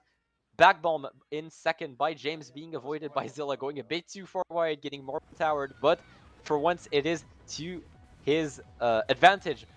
Brody in last for now. Emil holding a star, but not sure how the bagging battle is going. Echo getting hit out there, so it's going to be 60 in 5. Excuse me. 16 4-5 right there with Lucas right in front of them. Emil in 6. Someone got hit out. Thank you for the POV switch. So Ryan has shock, but it is in 9. So they can only really pull 1 unless they manage to get a second shock out of nowhere. We'll just have to see if they're desperate enough to use it. They're holding on for now. Not choosing to shock bottom 2 into that right there. Not into cannon, I mean. Emil choosing to hold that star for what I assume is going to be a lap 3 cannon shock. Nice red onto Artie there by Lucas. A lot of lag coming from Emil, but PL overall in 2-3-5 right now. I assume Kit just holds on to first for the time being, having quite the break. James taking shroom cut. He's going to give a bit more of a lead onto his teammate in third. Zilla trying to dodge the hits from Lucas as much as possible. Possibly... Oh, I was about to say possibly holding a dodge, but never mind. Just chains of where he is itemless in fourth at the mercy of Lucas. Emil holding this star right there. I assume a 2-3 shock onto James and Lucas is to be expected, with Emil dodging in a star in 5. We're just going to have to... Is it what's going to happen? Emil going to star.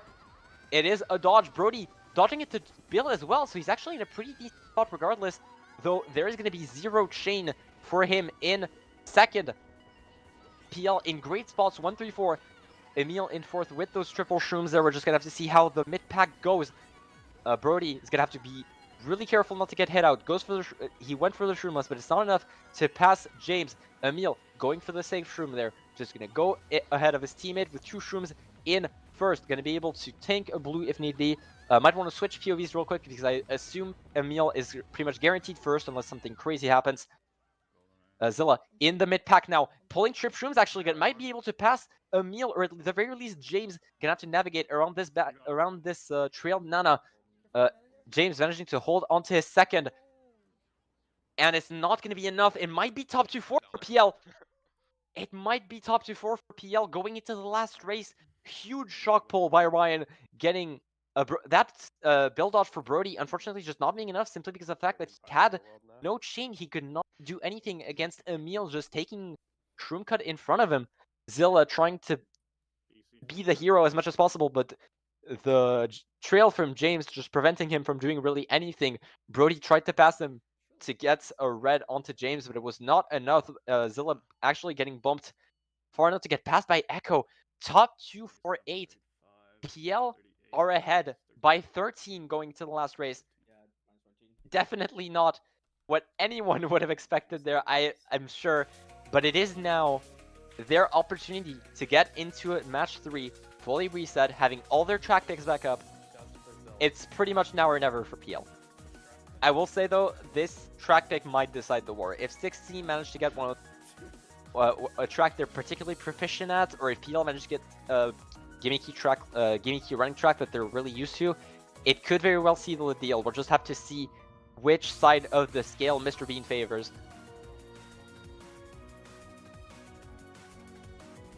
And GCN Sherbetland versus BC4, another GBA pick, but actually Sunset Wild being picked by 3 of the PL members, I assume simply because they're top 2-4.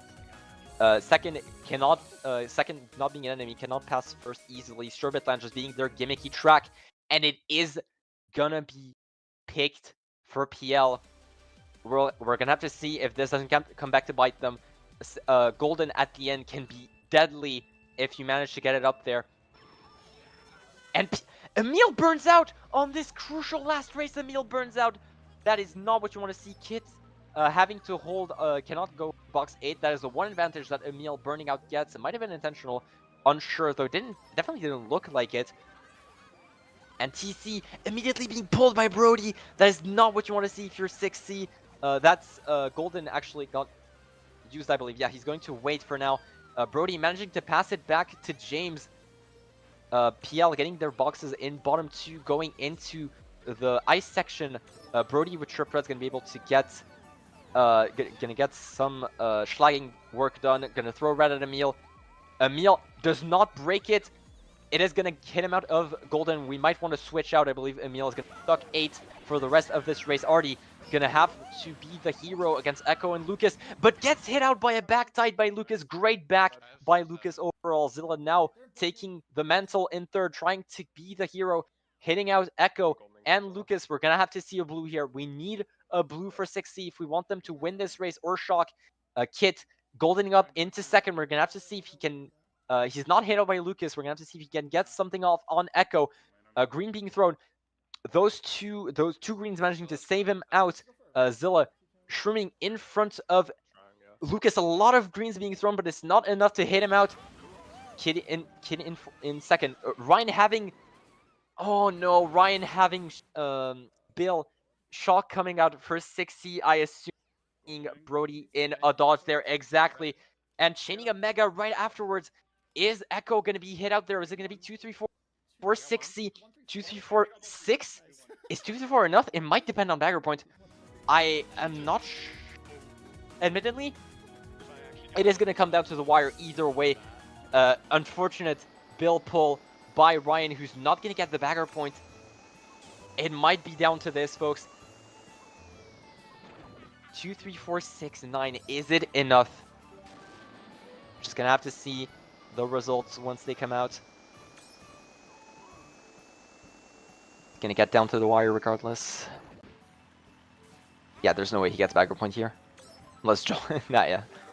But Brody chaining, unfortunately, as much as you appreciate a mega pull here, he would have much preferred triple reds, I assume. He's not able to catch up to Echo, who was, with Lucas's backs, was able to just get that big of a lead going into the last leg of the race. And let's see here. 6C come out on top by 2 points. Bagger point mattered. Bagger point would have been a tie. 6C barely clutching out after that top 2-4. Brody dodging at the end. That is that is definitely not what anyone would have expected for this for the semis, but 6C barely edging out PL by 2 points. Wow, what an insane ending there. Really unfortunate if you're PL. I gotta say, they put up a hell of a fight all throughout. Losing out in such a manner, anything different would have given them the win. That build pull by Ryan sealed the deal pretty much. PL definitely would have won that match 2 going. Granted, you still have to win a match 3 against 6 Sense, which is not the easiest task in the world. But regardless, it is gonna be 6 Sense, your first seed of D1, your first team going into semis after this 2-0. Brody being the hero once again for this team, MVPing both matches 121 and 116, I believe, proving that he's the MVP of this div for a season, for a reason. I am not sure if we're going to be able to have an interview with 6 Sense. Might have to ask.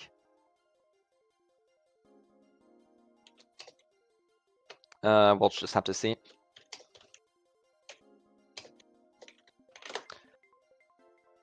But regardless, on the fence, they're on the razor's edge all throughout. 6 Sense being down during their last race was definitely not on my bingo card, I will say. But Sherbet, Emil not breaking that red, just Kid getting up in the front, just a lot of things going well for 6C at the end there. Obviously, they played well. No one's denying that. Oh, wait, no, But absolutely got that shock pull and just everything else that they needed to make that comeback happen.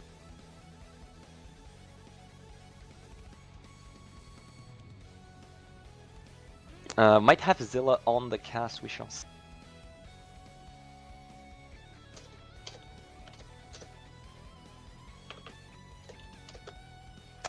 And hello, Zilla. What's up? So thoughts on the match? Barely winning the match by 2 points after that last shot there. Thoughts just going out of that match? It was good. I mean, Joy-Cons had a dodge there, but he didn't use it. Like, I don't know. So I think I don't know. I think Brody beat Echo by 50 milliseconds or something like that. Like, no, I believe you got on the line. Didn't you get 2, 3, 4? Wait, I might have. No, we got 1, 3, 4. That's why we won. Oh, my mistake. Oh, that is what you won. Okay, my bad. I wholly misread Yeah. that. Okay, that's fair enough then. 1, 3, 4, 6, 9. Barely managing to beat them. Hello, Ryan. Hello, Brody.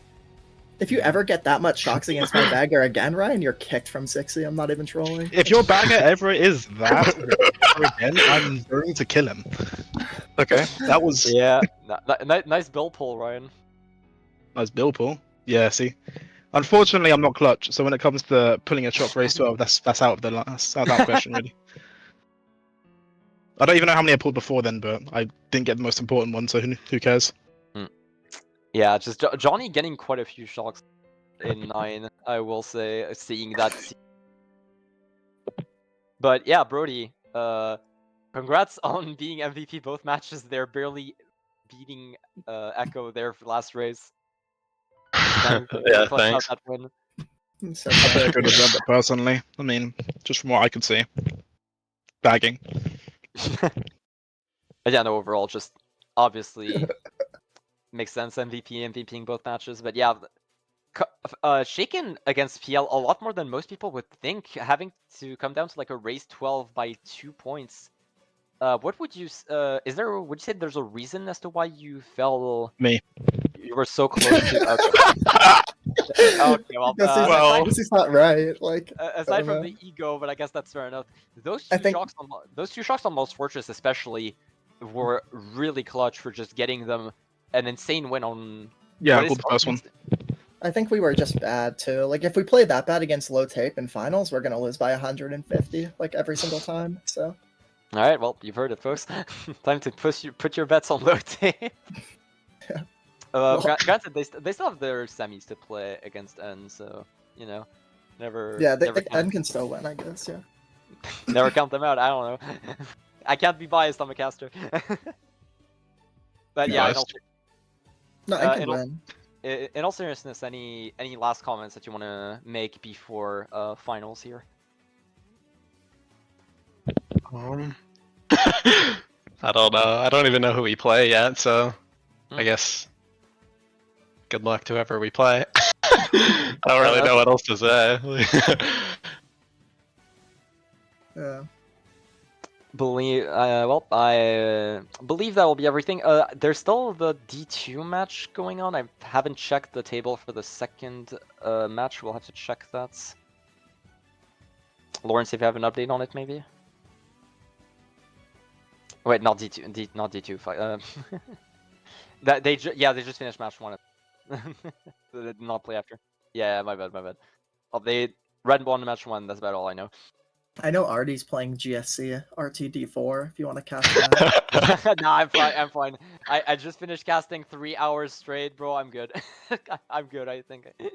My throat will be dead next morning. Okay, yeah, I think that's all. Like, I mean, there wasn't really much to say about that war. Like, we just played Yeah. bad and got shocked, and then yeah, close.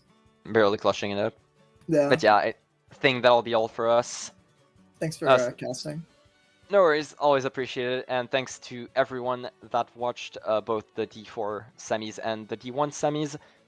So yeah, we'll just have to see how 6C performs in finals. We'll just have to see the other semis, who they go up against, and overall every single semis and finals semis match that happened this weekend. There's a lot of them still to be cast, so yeah, expect y'all to see there.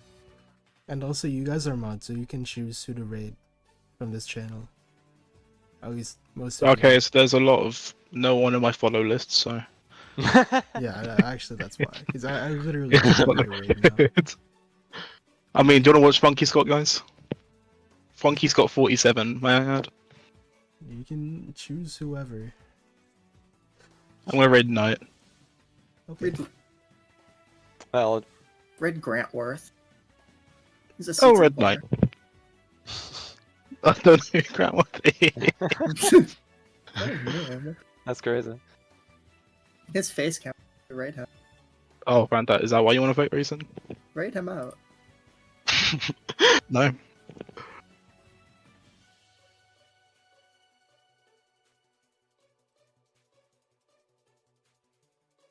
Are we off the air, Lawrence? No. Yeah, give it like maybe 7 seconds. Fair 5 enough. maybe, you know. A few.